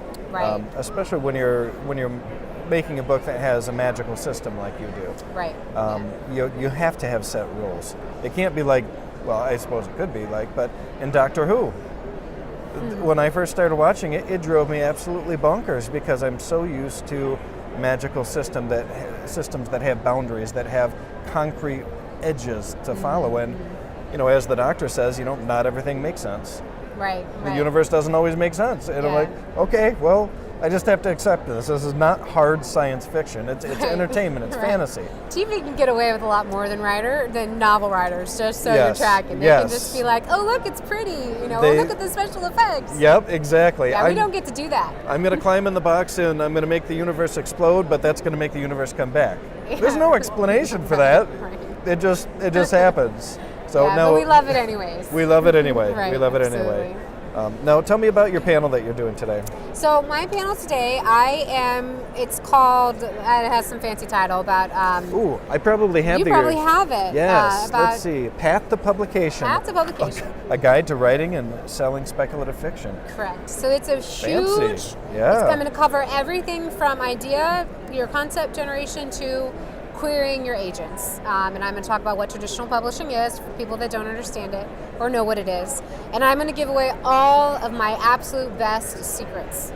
They're not really secrets. They're just knowledge that I've acquired in my publishing journey that I feel like are the most important things to know as a writer, whether you're starting out or whether you've been doing it for years. Okay. These things transformed my ability by learning them. And I rely on a lot of other texts. Most of them are not my ideas. But I've read other books and have been mind blown by stuff that's happened, and I'm going to share it all today. I'm super excited. And I am going to try to go up and record that when you do that. That way we can share your tips with our viewers, because I think that they'll really appreciate that. I hope so. That'll be great. Hopefully it goes well. Yeah. So hopefully people come. Right? Well, and I have a little game I want to play with you. Okay. It's an easy game, don't worry. And it's called Lightning Round Questions. Okay. And I'm going to read you a question and just say whatever pops into your head. Okay, and this is where we're going to need editing later. No, I'm just kidding. No, well, that's the whole idea. I'll tell you what, my last lady that did this had a heck of a time on the very, very easy ones. And I was like, okay. Okay, all right. All right. Pineapple on pizza, yes or no? No. Yes. We are starting strong already. No. Banana peppers, yes. That's the only banana yellow thing peppers that are should good. be there. That's right. Right. Backstreet Boys are in sync. Neither. Good. That's also the right neither. answer. Perfect. I have to confess, it was actually New Kids because I'm old. Oh, So- see, but I was like really little. I was like 10 or 11. I was a baby. Well, you must be about the same age as me, because We won't say. Yeah, New Kids when I was that age too. And my parents didn't let me listen to pop music back then because they thought it was evil, or I don't know, whatever reason they had. Yeah. All right, so Marvel or DC? Marvel. Excellent. Man, I like you. I do. Yeah. TARDIS or Vortex Manipulator? TARDIS. Okay, definitely. Yeah. The TARDIS is awesome. What day is it? It is Saturday. Yes, you got that. That's the one she struggled with yesterday. I almost said Wednesday. I'm not sure why I was thinking. I know it's Saturday. So this is a hard one. Okay, I'm So ready. you just got to go with your gut and whatever the first thing that pops into your head. Okay. Favorite author? J.K. Rowling. Followed very closely by Maggie Stiefvater. Well, I haven't met her. She is amazing. She's a young adult author. She wrote The Scorpio Races, which is my favorite, and then the Raven Cycle series. Okay.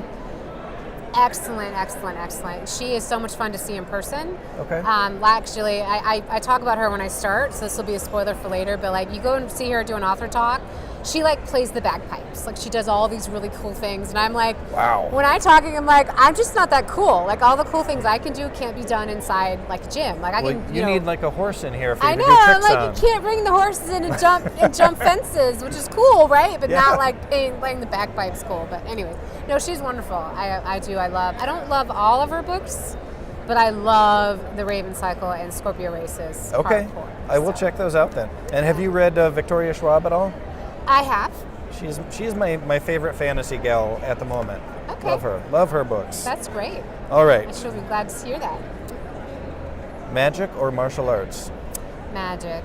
Definitely. Although I was a boxer, so I really love fighting. Like I love the fighting skill. I did amateur Combine boxing. both of them then. That's awesome. Yeah, like we'll do both. Yeah. Oh, that's a good idea. I'll have to patent that next Okay. time. Yeah. Oceans or lakes? Lakes.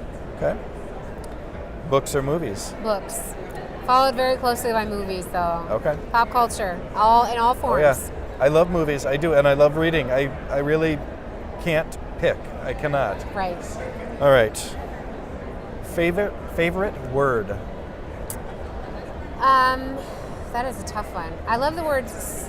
I can't even say it. Susurrus, Susurrus? which What does that mean? it means like the sound of the wind through the trees. Like it kind of I like it because it is what it sounds like. Okay. I think it's a really pretty word. Yeah. Yeah. But other than that, like word as far as meaning would probably be courage. Like if we're not talking about the word as a word, but as like what it means. Like Sure. courage. I really like the word courage. Okay. All right. That's a tough one. It is. Yeah, It I is. wasn't ready. Cutest dog. My own. What is your I have dog? two. They are Australian Shepherds. Their name is Halo and Gambit. Okay. So Halo for the video game and Gambit from the X-Men series. Yes. And my dog Gambit is named Gambit because to gambit, like if you look it up in the dictionary, it means to trip somebody, like to kind of trip them up. That's what he was doing constantly as a puppy. Like, and he still does it. Like he'll lay down right beside you and you fall over it. But they are the cutest. We got them about 12 weeks apart, so they're really close and they play all the time. And I love Australian Shepherds. That's they're blue awesome. merles, so they're really pretty. And Yeah. Oh yeah. They're beautiful dogs. They really are. furry, so, yeah. All right. Favorite Beatles song? I gotta remember the name. It's You could sing it for us, and then we'll tell you the name later. I think it's Come Together, right? Is that the That's one a great about song. the Yeah. Come together right now. Yeah. Over me. Yeah. I love that one. I also love Hey Jude because of Stephen King. Okay. Yeah, All right. because the Dark Tower series, Yeah. like it's in there. Yep. But yeah, I mean, it's the Beatles. You kind of like all of them, Yeah, right? I Paperback agree. writer, you know. I'm a writer, like paperbacks. Yeah. Although I really like the Rolling Stones better than the Beatles. Don't hate me. Oh my Lord. I love the Stones. We're gonna cut that out. I'm sorry. Gone out. I love the Stones like a lot. I like the Stones, but I like the difference for me is that I like the Stones' greatest hits. Yeah. Whereas the Beatles, I could just listen to the albums. It's because they were all hits, right? They kind of were, but yeah. They're So kind of like the Nickelback, though, in a little bit. you like the Nickelback? No, I mean, I like Nickelback songs, but you know they have that reputation like the Eagles, where it's Yes. like all hack stuff. Yeah. The Beatles were almost, I mean, I love the Beatles, but they're so popular that it's like, Yeah, it's hard because they're so oversold. they're oversold. Well, and you know, Nickelback, really, the music isn't bad. It's super commercial, but Yeah. that's what bands do. They make music To that make people want to people will buy. listen to Yeah, them, right. exactly. Okay, my turn. Favorite band now? Oh, God. Because I want to answer this question. No, my favorite band now. Uh-oh, this is a tough one. Probably Mumford & Sons. Oh my God, me too. That's why I wanted love you to ask Mumford. me, because I wanted to say Yep. Mumford & Sons. I love worship them. I love their music. They Love are it. fantastic and And- so good live. And I know, I was just going to say, so good live. Like, it's an experience. Well, and the first time we saw them it was either, I think it was right over the river from Indiana to Kentucky. Uh-huh. I think it was like this big riverside park, and we drove down from Michigan, and it wasn't like a concert. It was just like this giant hippie experience Oh, with all yeah. these people out on the lawn, I and they're know. playing away, and you know they're just the guy on the keyboards Oh is my going nuts, and I was gosh. like, oh, you guys are amazing. They're amazing. It really was an experience. It was an and experience. I do love that. I love them. Like, they are an auto buy for me, pre-order, Yeah. the whole thing. Oh yeah, me too. All right. And I can't wait for this next tour to come I know. somewhere close. They're going to be in both Columbus, which I am close to, and Lexington, which I am also close to.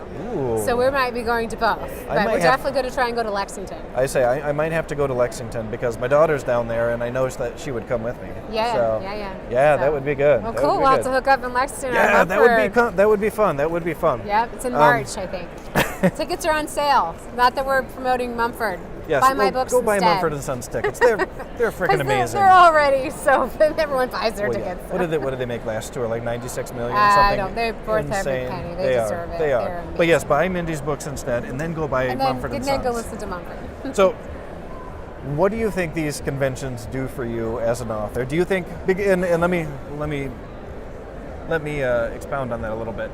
A lot of authors think about doing conventions as, you know, an artist alley getting booths, but it's expensive. You know, Yes. some conventions it's $800 for a booth. Right. I don't think it is here, but is it worth it to come and talk to people at conventions? Do you think? So let me preface that. So I don't have to buy a booth, like I'm a guest, so Yeah. I didn't cost me any money. If it Yep. cost me money, I wouldn't do it. Okay. Because ultimately it doesn't move the needle in terms of book sales. Okay. And that's just the way it is. However, being able to meet people like yourself and to being able to connect with people is why I do it, and that's what makes it worth it. You know, it's kind of like mental health to actually, you know, I talk to people online all the time, and because I promote primarily online, but to actually have moments where I get to see someone and talk to them who's read my book or who's interested, that feeds my soul. Like, even if it's one person, that is enough, and that is why I do this.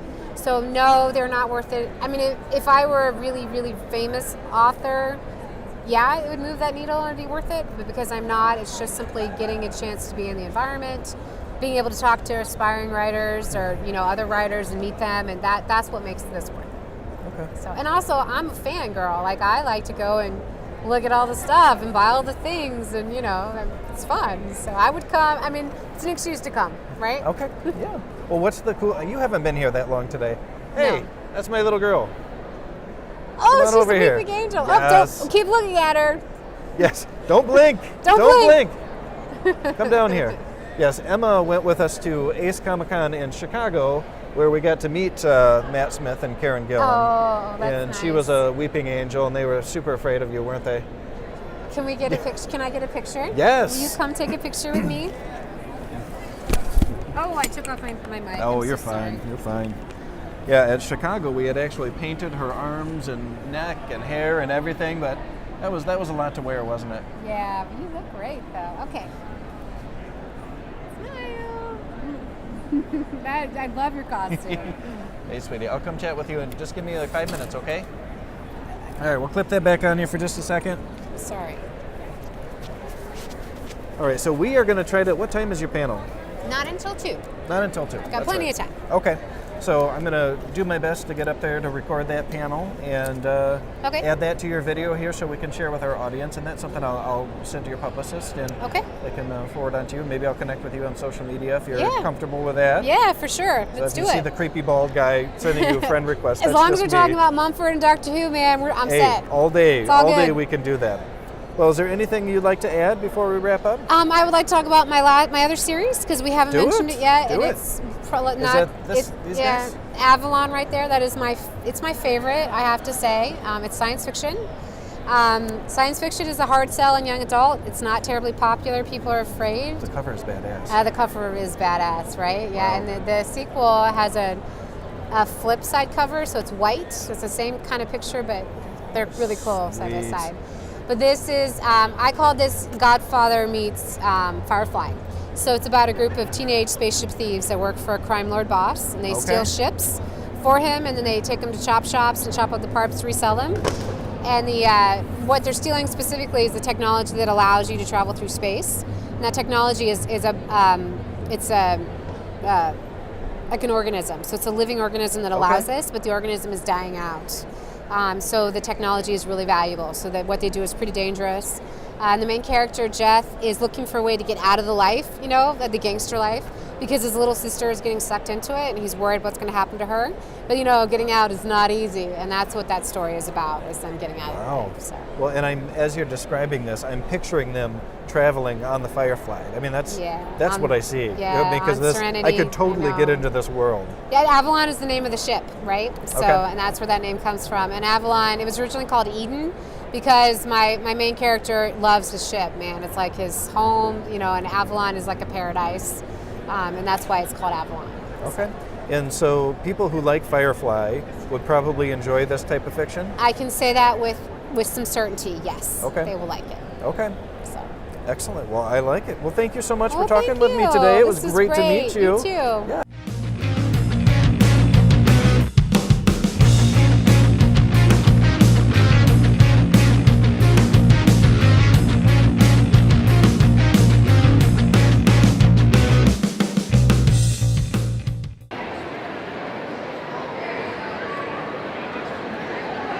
How's it going tonight? Good. Good. Well, tell me a little bit about what you're doing here. So I'm here with the League of Enchantment. We're a nonprofit charity group. We have 60 cosplayers all over the state of Michigan. We do hospital visits, charity events. We work with the American Cancer Society, the Make-A-Wish Foundation. We go to all different events to help out children and adults who just need to smile and have a good day. Yes, love it. So how is the cosplaying helping these kids? What do you do?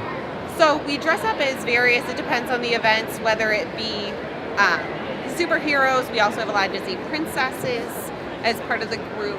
So children light up when they see these characters that they love.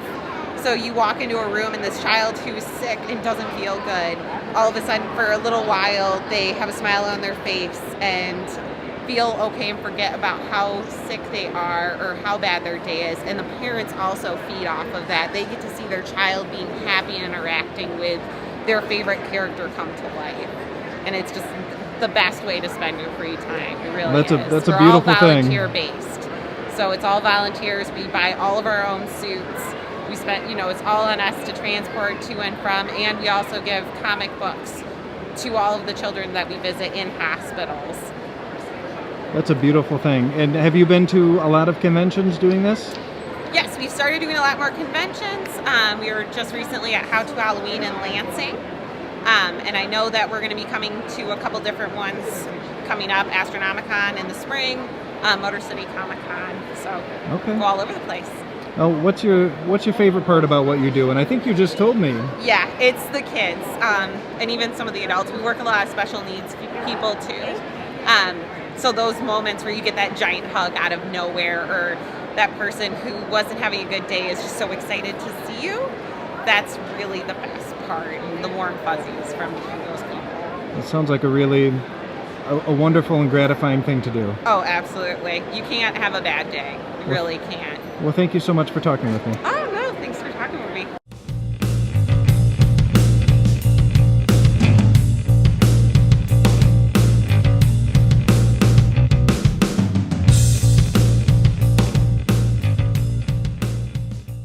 Exterminate! Yes. There we go. Excellent. You rock that, man. You rock that. Hello, everybody. It is your favorite host, Jason, with Spilling Ink, the talk show that takes you behind the scenes to meet the authors and artists in the publishing industry. Today I'm here with an internet sensation, James Rallison. Hello. How's it going, man? It's going good. And so, James, you produce, you create, you do everything for the Odd Ones Out, right? I do have some additional artists who do backgrounds and frame by frame, but I started out on my own, yes. Okay. Now, can you tell us real briefly what the show is? What is it all about? So it's me. I do the voice. I basically tell life stories or opinions that I have.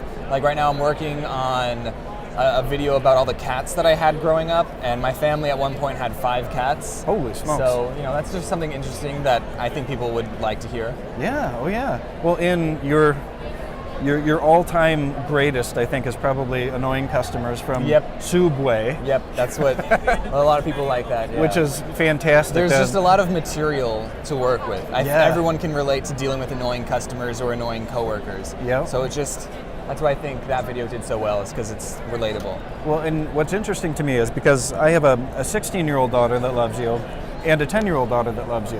And I'm watching these videos, I'm like, man, these videos are funny for me. Yeah. How are they funny for a 40-year-old and a 10-year-old? How do you do I think that? it's the same as all those Pixar movies where it's not that there's hidden adult jokes in the videos. There are those, but it's just something that people can relate to and and it's family friendly, and so everyone can just get together and watch it as a group. Yeah, there's something for everyone. We were rewatching the Annoying Customers last night, all 3 parts. We're just like, oh man, we love this guy. He's fantastic. Thank you. And you haven't been doing it that long, have you? It's only been four or 5 years? Yeah, I started YouTube, so I did comics in 2012. Then I transitioned over to YouTube in 2014. Then I was able to do it full time in 2016, and now in 2018 I'm in Grand Rapids Comic Con. So. Yes, man. Yeah. That's amazing. And are you doing a lot of conventions like this? I'm doing a lot of VidCons, not really Comic Cons, but my manager wants to do more of it in the future, so we'll see. And I've never been to a VidCon, but that's where you go to check out all the latest cool Minecraft stuff or whatever games are out there. It's more than just Minecraft. It's just a bunch of other YouTubers too. I'm there, and a lot of other top YouTubers are there as well. Okay. Now, do you know? She's an Australian YouTuber, and dang it, I forgot her name, but she's also one of my daughter's favorites. It's something B. Wenji? Oh, maybe. I don't know. Wenji's an Australian. That's the only female Australian YouTuber that I know. So. Okay. Well, are you guys a community? Do you chat with other YouTubers often? I'm pretty tight with the animation community. Since I do animation, there's a lot of animators on YouTube. They're smaller than me, but. I talk and I'm friends with a lot of these guys. Okay. So, yeah. That's cool. And the shows themselves, because I guess I can't really call them cartoons, because to me they look more like stop action comics when you watch them, which is kind of neat. Yeah. People have always they've always debated is this animation? Is this not animation? People said it's not real animation. People have said, oh, it is animation because it gives the illusion of life. But I always just say, I don't care what you call it. I enjoy making them, and I know how much effort goes into these videos, so at the end of the day, it doesn't matter what you call it. I like doing them. Heck yeah. It doesn't matter what you call it. Mm-hmm. And I write fiction books, and I got a call from my publisher a couple weeks ago saying, dude, I don't know what you're doing with this book. It's going in all these different directions, and it's not in one genre. And I'm like, I don't care. It's what I want to write. It's exciting. Yeah. So when you started this, and you're at 8.5 million. Yep, or 8.9 million. 8.9, holy crap. I think when I looked last night, it was 0.7. You're just skyrocketing. Yeah. How are you going to celebrate 10 million? Are you going to fill a city with sprinkles? Yeah, I need to get on that, because that's going to happen sooner than I think. I need to get the sprinkles organized. I haven't done that. For those of you who don't know, whenever I hit a milestone, I get however many sprinkles that is into the video. The last one I did was 3 million, and I was like, that's enough. Oh, the next time I'll do it is 10 million, thinking that would be like 10 years away, but it was not. Well, and speaking of years down the road, do you plan to continue doing this? Well, I mean, I've just from my time on YouTube, I've seen channels grow and die. Yeah. And so YouTube is not a very sustainable income. No. But right now I am growing. So I just want to ride that wave until I stop, you know? I want to, it would be a dream to like make a TV show one day. I think that'd be fun. And people would watch it. Yeah, I mean, and you've got the board game that you just finished. Yep. Finished getting ready for, and you've got a book, and you've got tons of cool swag and merchandise. I mean, that's like dream come true, man. Yeah, thanks. Now, did you go to school for animation or art or anything like that? People always ask me what I majored in because they think that I majored in something in art, and they'll want to do that. Do we have to wait for these guys, or it's fine? Yeah, that'll be all right. But I actually majored in math education. Math education? Yeah. Oh, so you were going to be a I was teacher. going to be a math boy at one point. Okay. But then my YouTube kicked off, and I was able to do that full time. What was I saying? I know people who have gone to animation school, and that has benefited them. So I'm not saying like don't go to school, kids. But for me, I was able to just be self-taught and do it on my own. That's awesome. Yeah. And you know, and there's something to be said for the vision and the ambition that you have. You know, I have a lot of friends that went to school for videography or photography, and they went to fancy schools and spent a ton of money. And my wife and I both went for 2 years to a community college, and we have a very good business in portrait and commercial photography. So it's like, you know, if you've got the ambition and the talent, you can make it. You know, you don't have to. Oh, yeah. You don't have to go forever and ever. Yeah, and especially being like on the internet, there are a lot of great and helpful tutorials on the internet. You can learn almost anything on the internet. Okay. Well, I have one more serious question for you. Then I have a few fun ones. Okay. Serious question. Serious question. On our show, and our show is all about educating authors and artists and other podcasters out there. And one question we get a lot that's very difficult to answer is, how do we grow our audience? For your channel? For any kind of podcast. You know, how do you reach more people? How do you reach? It is a little bit of marketing. You know, you do have to kind of put yourself out there. I was fortunate enough to blow up on my own. I would also say to don't get like when someone watches your videos, they need to have a reason to stick around. So you need to make what you do worth watching, if that makes sense. Yeah. So you kind of have to ask yourself, like, out of this sea of podcasts out there, why would people watch me? You know? So that's why, like, you kind of have to think about something that sets you apart a little bit. Yeah, exactly. Okay. And do you, when you're recording these stories, and this is for our author friends out there, do you outline everything out ahead of time? Do you write everything out, or do you just kind of go? No. I script everything out. Okay. The scripting is a pretty important process, because that's when I decide if I like the video or not. So I'll write the script out. I'll send it off to a lot of friends and my mom. They'll add jokes. They'll say, "Hey, this sentence was clunky."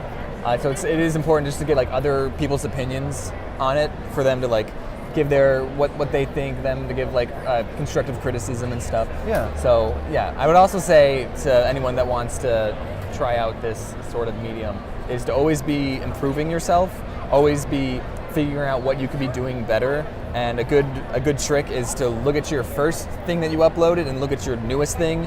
And if you can't tell the difference between the quality and where just then you're doing something wrong, basically. Okay.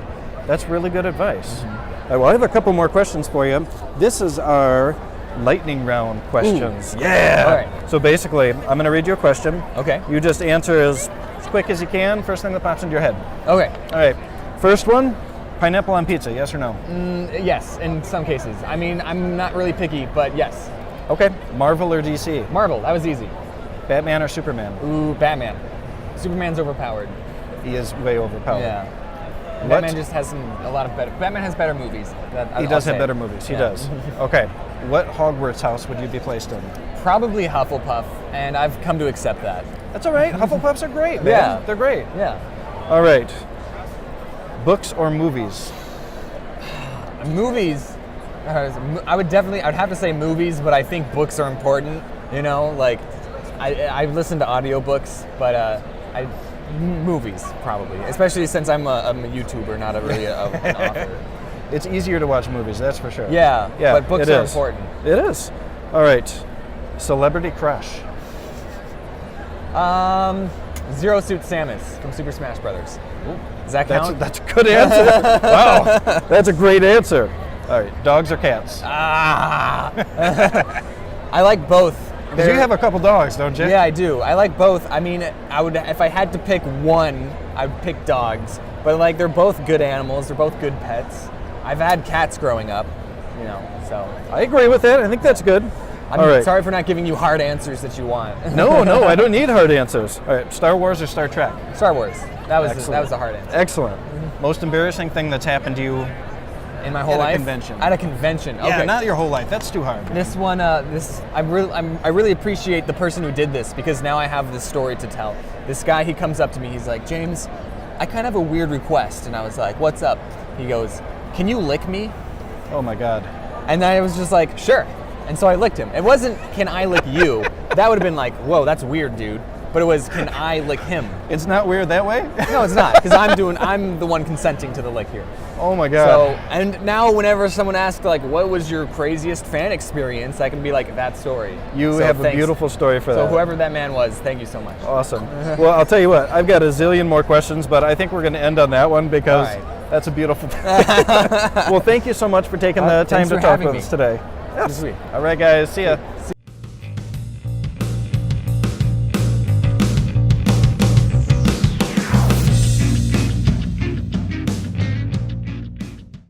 So tell me about your cosplay today. I'm the Scarlet Witch. I'm Polaris. Beautiful. And did you make the costumes? Or? Yeah, we did. We made them all ourselves. That's fantastic.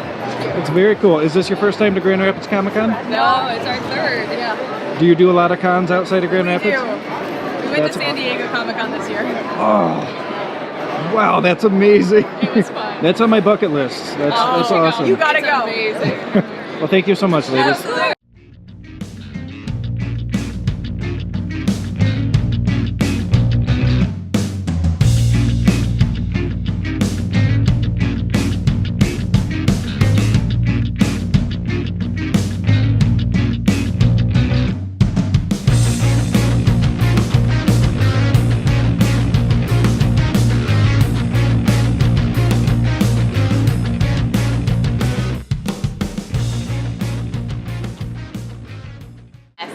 Hey everybody, I am here with S. Usher Evans. We are at the Grand Rapids Comic Con. How are you doing tonight? I am absolutely wonderful. How are y'all doing?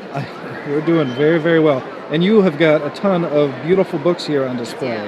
I really do. I have 16 titles, everything from space pirates to anxiety dragons to princess vigilantes to even a lady Harry Potter. So we've got literally everything here on the table is what I like to tell people. What is an anxiety dragon? So the Anxiety Dragon book is about a girl who is going through a rough patch. She hears a mysterious voice promising an easy out to all of her problems and then finds herself trapped in a fantasy world where she has the power to feel what others are feeling. Just one problem, there's a dragon that might want to eat her. And it also might be the source of a mysterious voice tempting her deeper into her own darkness. It is a standalone, no plans for a sequel. If you read it, you will know why. And is that Empath? That is Empath. And let me guess, you do a lot of conventions. I do. This is my 46th show since 2014. You know how I know? Mm-hmm. Because how good your pitch is? I've done it a few 100,000 times maybe. Yes, it is a good pitch, and they're beautiful books. Are you an indie author? Are you a traditionally published author? I am an indie author, so I did start my own imprint. We are Sons of Golden Ray Publishing. I'm a little obsessed with my logo. It's on everything that moves. But yeah, and I started the imprint in August 2014, and everything you see on the table has come out since June of that same year. Do you do pretty well at conventions? I do, actually. This is where I make the bulk of my income, and I travel. I'm from Florida, so I drove about 15 hours to get here. You drove up here? I drove up here, Oh my lord, you drove from Florida to snowing in Michigan. I did, yeah. I hit all 3 seasons in 1 week. So it was 80 when I left Pensacola, and then I drove up through and stopped in Indianapolis, and it was 50, and then I showed up here and it was snowing, so yay! Wow. Now, on our show, we talk to a lot of authors, and some authors that have never been to a convention and that are nervous about going to conventions to try to sell books because they've heard stories about, oh, it doesn't work very well, or oh, you have to be a master salesman. What do you feel? I mean, it really does. You do have to have your pitch, and you can't be shy. I mean, that's kind of you got to get out there. If you can believe it or not, I'm an introvert. This is not the number one place. Like, if I had to pick a place I'd want to be, it would not be here. However, I do really like making money. So I forced myself to come here. I forced myself to be outgoing and say hi to every single person that walks by. Ask them, are you a book reader? What do you like to read? And then they tell me, and I say, oh, great, I've got exactly that. Or, oh, I do not have that, but I have something similar. Or, I don't have any horror. Bye. And you have to have a pitch, because the nice thing about having the pitch is that it's muscle memory, and you don't and you can just give the pitch. And if you do it enough times, you know that it works, and you have confidence that you'll be able to make your money. And it has been a long time since I haven't made my money back at the show, just because I have been able to, you say hi to everybody, and if the crowds are there, I can sell books. Oh, that's wonderful. So you have your own imprint, you do a lot of selling at conventions. And would you say that you sell more at conventions than you do online then? It used to be the case, just by volume, but I'm actually starting to see the ebooks starting to overtake the paperback sales at conventions. So my hope is that in the next 2 or 3 years, I could actually pull back from conventioning almost completely and then continue to make income via the websites and the ebooks. But then how would you pretend to be an extrovert if you don't get to come out to these, right? I mean, I love seeing fans. I love coming here, and I'm definitely, this has already been a wonderful show. I've met a lot of great people. Actually, the reason why I'm here is because one of my super fans is here in Grand Rapids, and she's such a wonderful human being that I had to come up and visit. So I'm here for her, and I've already had a great show, so I will probably be back next year. Do you want to give a shout out to her? I do. It's Teresa Snyder, and she is the most wonderful person ever in the history of ever, and not just because she buys my books in paperback and hardcover, but she's just a genuine. No, that's perfect. We love those. I mean, she's just a good-hearted human, and I'm so glad I got to meet her and give her a big old hug, and I'm really glad that she brought me up here, because this has been a wonderful show. Well, cool, very cool. Well, I just asked your neighbor. I'll ask you the same thing. What's the coolest cosplay you've seen out here today? I saw a really big Scully, that like from Monsters. He's very cool. That was that took some dedication. I liked that one. And then I did see a really good Wonder Woman, like the Diana outfit with the braid and the thing and the this. I haven't seen her yet. She was as tall as an Amazon too, so she just had it all going on, and she looked gorgeous. So I think that those two are probably going to be tied for the best ones I've seen so far today. Awesome. Well, this has been S. Usher Evans. Thank you so much. Thank you guys, and y'all have a wonderful show. Thank you.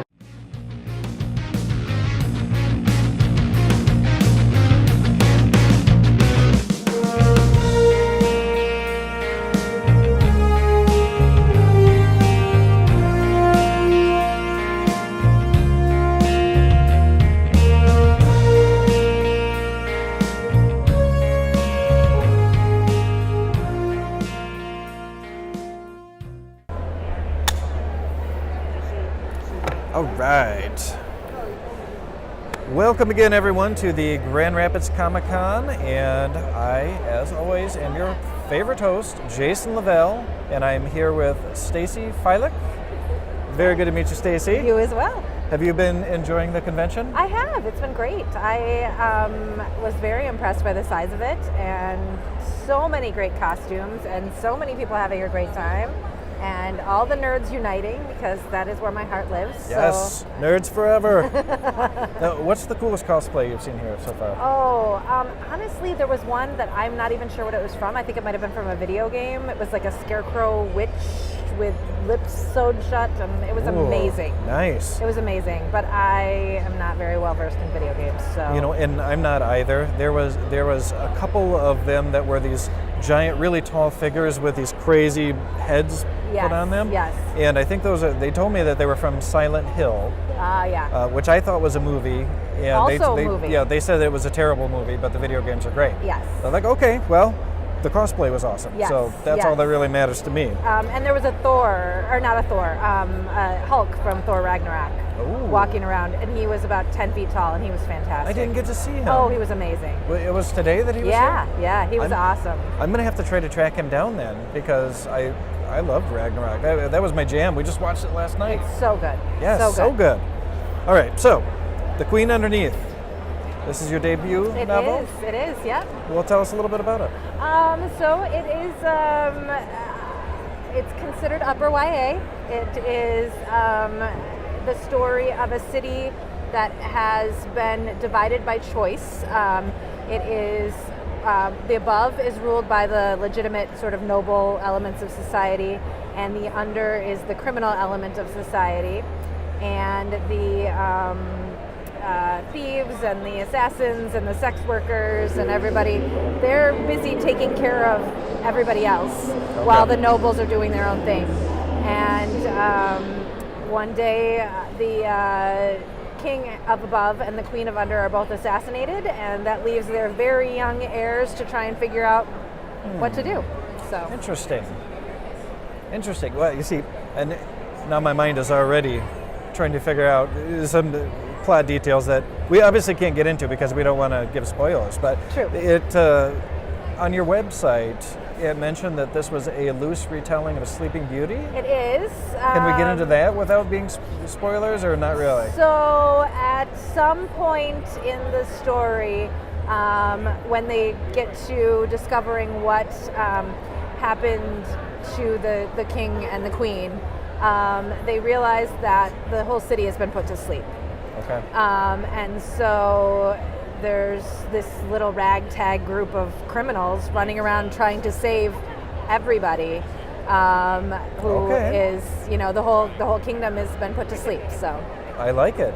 It kind of reminds me of the Guardians of the Galaxy, this ragtag group of ne'er-do-wells that are actually saving the universe. Yes, and I think that's a very apt comparison, and frankly makes my heart go pitter-patter. So yes, well, I'm a huge Marvel nerd. That's my big fandom is Marvel. That, and even though it's not really a fandom, I love Jurassic Park. Like, I think I love Jurassic Park more than people should love Jurassic Park. My son is a big Jurassic Park fan.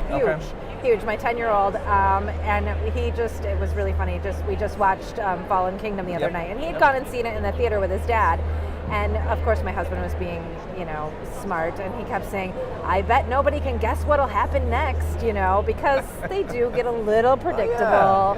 And my son was so mad. Stop spoiling it. Yeah. So, but I can get down with a big, Tyrannosaurus Rex causing mayhem. Whatever. Yeah, they're cool. I don't know. Maybe it's just a fascination since childhood. I mean, dinosaurs are just these giant, amazing things that we're never going to get to see. Right, and the idea, I think that the original Jurassic Park is brilliant. What an amazing idea to tell a story about what would happen if we dropped dinosaurs into modern America. Well, they would kill us all. Yeah.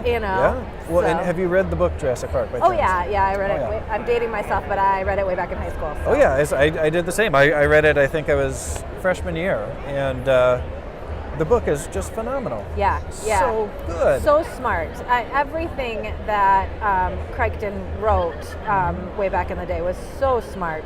And he might have been the first true science fiction author that I really understood, because he was smart in a way that didn't make you feel dumb.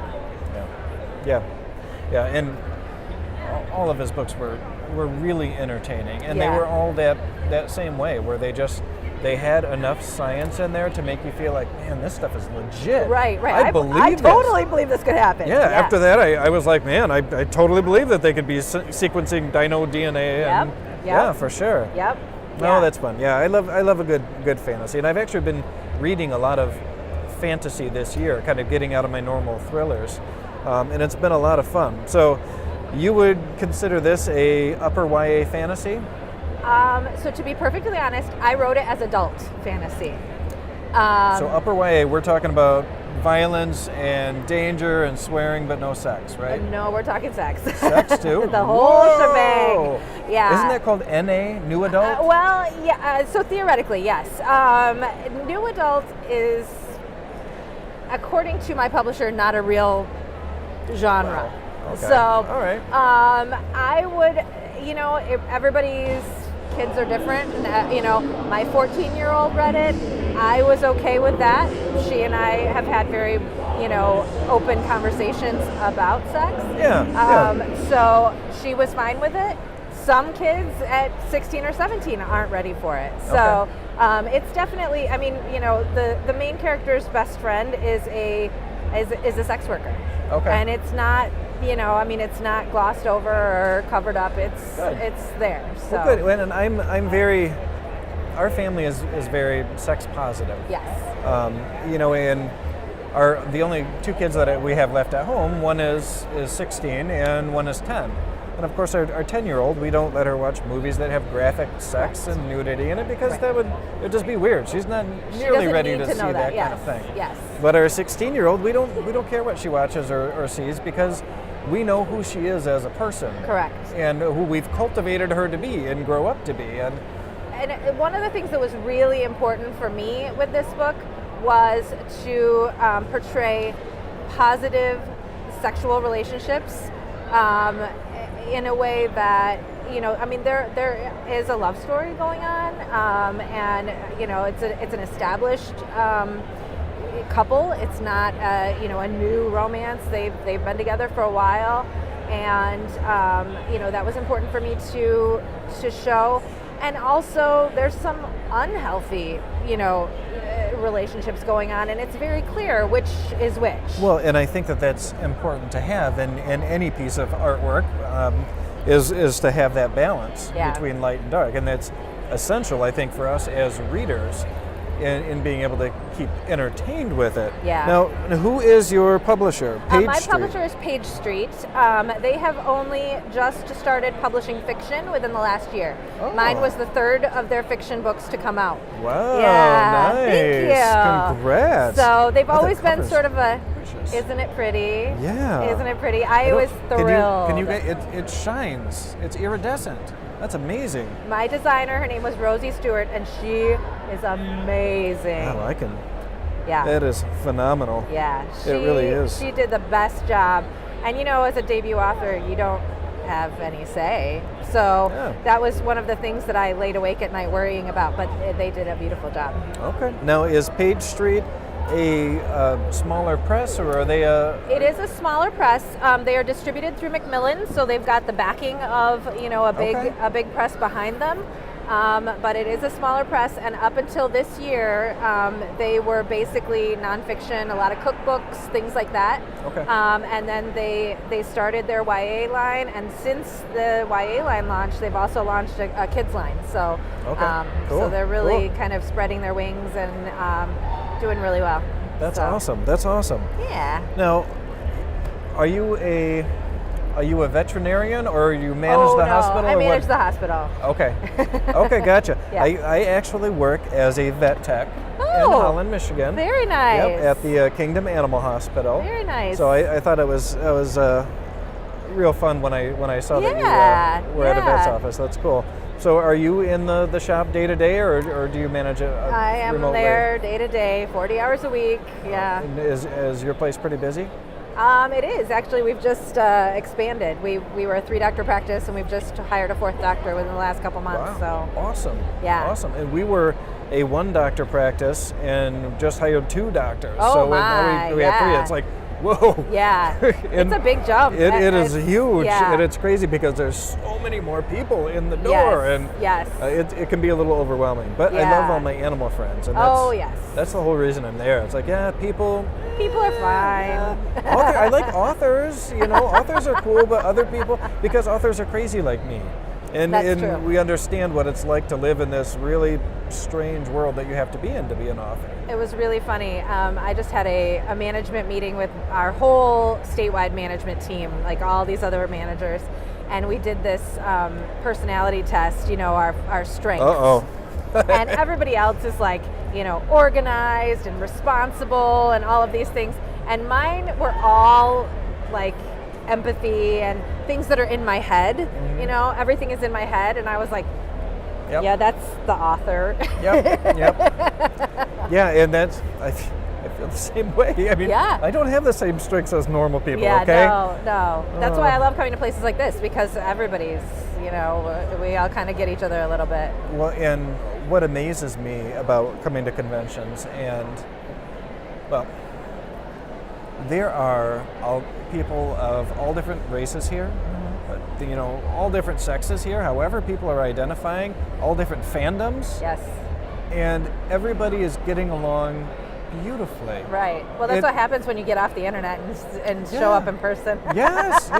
Well, and I think it's because we're all, even though we're all into our own things, we're all nerds, and we're embracing our love of this kind of culture. Yeah. The first con that I ever went to was about 5 or 6 years ago, and I left there thinking, wow, I'm not the only person in the world like me, And it was amazing to feel that, and to be able to have conversations with people and not feel, sort of awkward and I mean, I'm a 42-year-old woman, and I wrote a fantasy book, and people are like, well, when are you going to write a real book? And I'm like, I'm never going to write a real book. Oh. If this isn't a real book, I'm never going to write a real book. Because What this do they is want all you to that I write? I mean, literary fiction, Oh, man. And sorry for people who love literary fiction, but I've got to be entertained. There are some fantastic literary fiction books out there, but I will never write one because I require magic and swords in everything that I. Yes. Yeah. I need magic and swords, or action and adventure, or a combination of all their. Right. Or at least some magic science or something. Yes. Yeah. Yes. Well, and when I write, I write paranormal thrillers, and when I say paranormal, everyone thinks I'm writing paranormal romance. That's not what I write. No. I have a lot of friends that write that, so it's all good. I have a great deal of respect for you guys, but what I like to write is more considered magical realism, where everything's grounded in the real world, but there are some supernatural elements. Because I like having that speckled in there, and it makes me feel the way I want it to make other people feel is that there could be some craziness going on in your world that's you just don't know about. It's just there beyond quite the frankly, veil. I don't ever want to live a life where I don't feel like there's something secret and more than what I see, because there's too many things in my head not to imagine there's something else going on. We are not a political show, so I won't bring up politics. I always try not to anyway. But there are a lot of ugly, terrible things that are happening in our country right now. Yes. And I feel like being able to entertain people with a piece of fantasy is an important thing.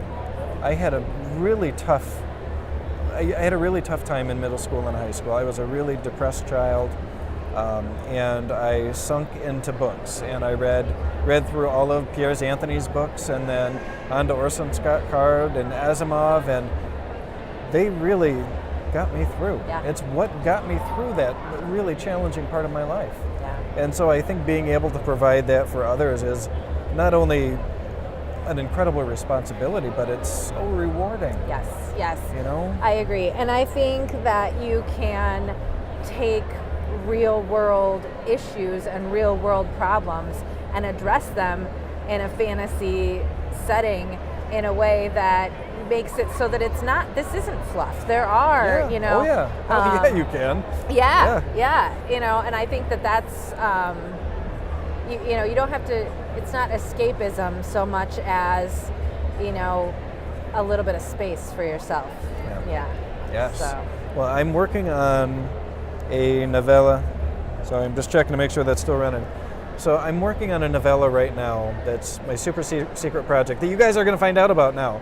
Dun, dun, dun. Yes, it's called The Life of Pets, and it's not The Secret Life of Pets by Pixar. or whoever did that one. Because that would be really secret. Yes, that would be really secret. And the idea for it came to me actually working at the vet's office. Right. Because we see some pretty strange things at a vet's office, and yes. the things that people want you to do with their animals, and the liberties that we're able to take with animals that you would never get away with humans. Right. So I started to get this idea for what if we lived in a society that was a little bit like A Handmaid's Tale, if you're familiar with that. Yes. But the unfortunates or the lessers were kind of sold into slavery as pets. And so the story takes place in this human veterinarian's office, and all of the things that they see, and the challenges that this woman, this veterinarian, has to go through to not only sleep at night, but then how is she going to grow and change and try to change this system? But my mind is blown. it's going to be... That's amazing. You know, and it's, well, on the surface it may not seem like it. It's really dark. Yeah. There. I mean, yeah. Oh yeah, no, I totally, as someone who works in a veterinary office, I'm totally like, oh no! Yeah, right? Right? The things that we do. Yeah. All right, well, now that we've gotten all deep and dark, I have a little game for you. Okay. This is my lightning round questions game. Oh boy. Basically, I'm going to read you a question, and I just want you to tell me whatever the first thing that pops into your head. Okay. First question I ask everyone, pineapple on pizza, yes or no? Oh yes. All right. Let's move far away now. All right. Okay. We're moving on. We're gonna try to forget that. What day is it? Saturday. Yes, you got that. You're doing good. And this is a really hard one. So you can do just like in the last 5 years. Okay. Favorite author? Ooh. Joe Abercrombie. Joe Abercrombie. Oh, okay. Shrek or The Lion King? Shrek. All right. I'm with you on that one. No, you're doing better now. Books or movies? Books. TARDIS or vortex manipulator? TARDIS. All right. Okay. We're doing good. Drake or cockatrice? Oh, Don't Drake. Don't ask me to describe a cockatrice No, I because know I what get it confused. is. I played Magic the Gathering. I know what it is. Good. Okay. All right. All right. Something weird that you do. Oh, something weird that I do. Well, a lot of people think that the fact that I play D&D still, well, it's not really D&D, but mostly D&D, still as a 42-year-old woman is pretty weird. Okay. I don't think it's weird, but yeah. Well, my oldest son, who's turning 20 very shortly here, is our dungeon master at our house, and I'm 38. I'm not quite 42. I mean, I'm not saying that's ancient, but it is quite a bit older than I am. All right, best movie this year. Oh, best movie this year. Infinity War? Was that this year? Yeah, it must have been this year. Yeah, I'd say Infinity War. Okay. Well, and that leads into the next question. Marvel or DC? Oh, Marvel. Okay, good. That's a ridiculous question. Yeah, I think so too, but someone actually said DC, and I about fell out of the chair. No. David Tennant or Matt Smith? Oh, David Tennant. You never get over your first Doctor. You know what? Sadly, that's true. I'm a Matt Smith man because Matt was who I started with, but I'll tell you what, I have a great deal of respect for David Tennant because he's a phenomenal actor. Yes. And I think what they did with him in Jessica Jones, I couldn't watch the Doctor for a while because of what happened in Jessica Jones. That was dark. Yes. That was dark. Really dark. All right, Dean or Sam? Oh, okay, so I don't know because my daughter will yell at me, but I've never watched Supernatural. No, I've only watched a couple episodes. Yeah, the blonde one. I like the blonde one. Is he the one with long hair or the short hair? Short hair. That's Dean. I don't know. I don't know. One of them. They're both cute, I guess. All right, dogs or cats? Oh, I have both. Gut reaction, cats. Really? Yeah. You have both and you pick cats? I do. What kind of dogs do you have? I have a yellow lab named Big B. They're like the sweetest dogs on earth. He is the best dog. Oh, all right. I can only assume that there's some kind of layers crust. It's something possible. to do with the pizza. It's the pineapple you've been eating on the pizza. It's probably. I've probably poisoned my brain. Okay, yeah, that's probably it. My logic sensors are not working. Mornings or evenings? Oh, evenings. Okay, good. Mornings are the worst. Guilty pleasure?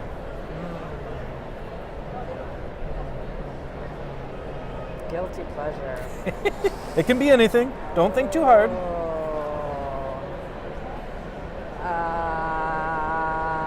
Everything just went out of my head. Well, I really love the Cassandra Clare Shadowhunters books. Yeah. Yeah, Yep. I really Okay. loved them. And then I watched the movie and it was bad and it made me sad. Yeah. There's a lot of that going on lately. Yeah. Yeah. Yeah. It gave me a panic attack because I was like, that was a really good book and they could ruin it. And what if I made a book and it gets ruined? And Oh, well, at least you rest easy knowing that you at least got a paycheck from them ruining it. Exactly. That's what my husband said too. He said, who cares? Right? But I don't understand. And you know what? That's a question that we sometimes ask guests too. So we'll ask this. This isn't a speed round question, but you can answer fast if you want. So, studio offers you $50,000 for the rights to your book. Okay. But they're going to do whatever they want with it. You have zero say. Could be a TV show, could be a movie, could be anything. Correct. Could be a Broadway production. Correct. Do you take the money?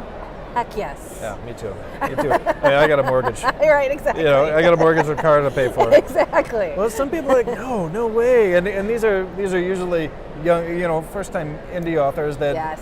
And I'm like, dude, no, you don't understand how this works. Well, there's not really any money in it. Yes, and part of, I think, why I can say that now is that after going through the publishing process, so much has changed and so many fingers are on it and, things get, I said in my panel, this is not the book of my heart and soul.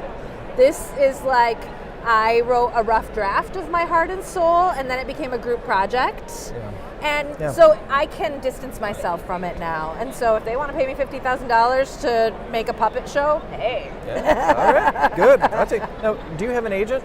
I do. Okay. How did you get your agent?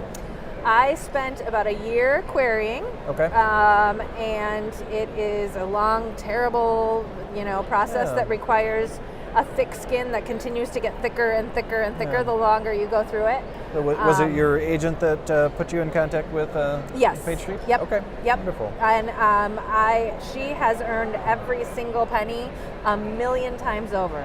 Awesome. Yeah. Now, as they're a smaller press, so how does that work with your agent? Because they usually don't get paid unless they're getting paid based on your royalties, something like Correct. that, right? Correct. Okay. So that's true no matter who you sell to, whether you sell to a big press, small press, whatever. You sign a contract with your agent. Usually the industry norm is 15%. So 15% of what I make for selling anything goes to her. But I can tell you she's put in 3 years of work for not much money at this point in time. Yeah, so totally worth it. But she's awesome. She's awesome, and I get why some people go self-publishing, but I would never change the way I've done it because she's always got my back and she's amazing. That's awesome. Do you want to? Is she a secret, or do you want to give her a shout out? Her name's Rena Rossner, and she actually just released her own first novel called The Sisters of the Winter Woods, and it's awesome, and she's awesome. Rena Rossner? Rena Rossner. Rena Rossner, Sisters of the Winter Woods. Winter Woods. Yep. Okay. All right, cool. So she's awesome. Yeah, we'll definitely have to You check all that should be out. jealous. She's the best. All right, we're going to give you one more question here. Okay. Let me see. Oh, you know what? You're a nice lady, so I'll give you a nice question. Okay. Where would the Sorting Hat place you? Oh, we just did this the other night, and I am hardcore Hufflepuff. Okay. Hardcore. Hufflepuffs are good. I always wanted to be Ravenclaw, because I think I'm smarter than I am, but I'm clearly a mom of 4 kids, and I'm a Hufflepuff. Our doctor, or one of our doctors at the vet's office, always gives me crap because she got Ravenclaw and I got Gryffindor. I was like, I'm brave, but I'm dumb, apparently. I just make bad decisions for 7 movies straight. My oldest daughter just got sorted into Gryffindor, and she's like, I'm always Gryffindor. I will be Gryffindor forever. And I'm like, I don't know if I'd be proud of that, but go ahead. Dumb and strong. That's all right. No, we love you, Gryffindor. We love do. You. We love you, Harry Potter. We need you to save us repeatedly. Well, it was great to talk with you, Stacey. You too. Thank you so much for taking the time. Thank you. It was fun. Excellent. All right. that's it for this convention, and I will talk to you guys next episode. Awesome. Sweet.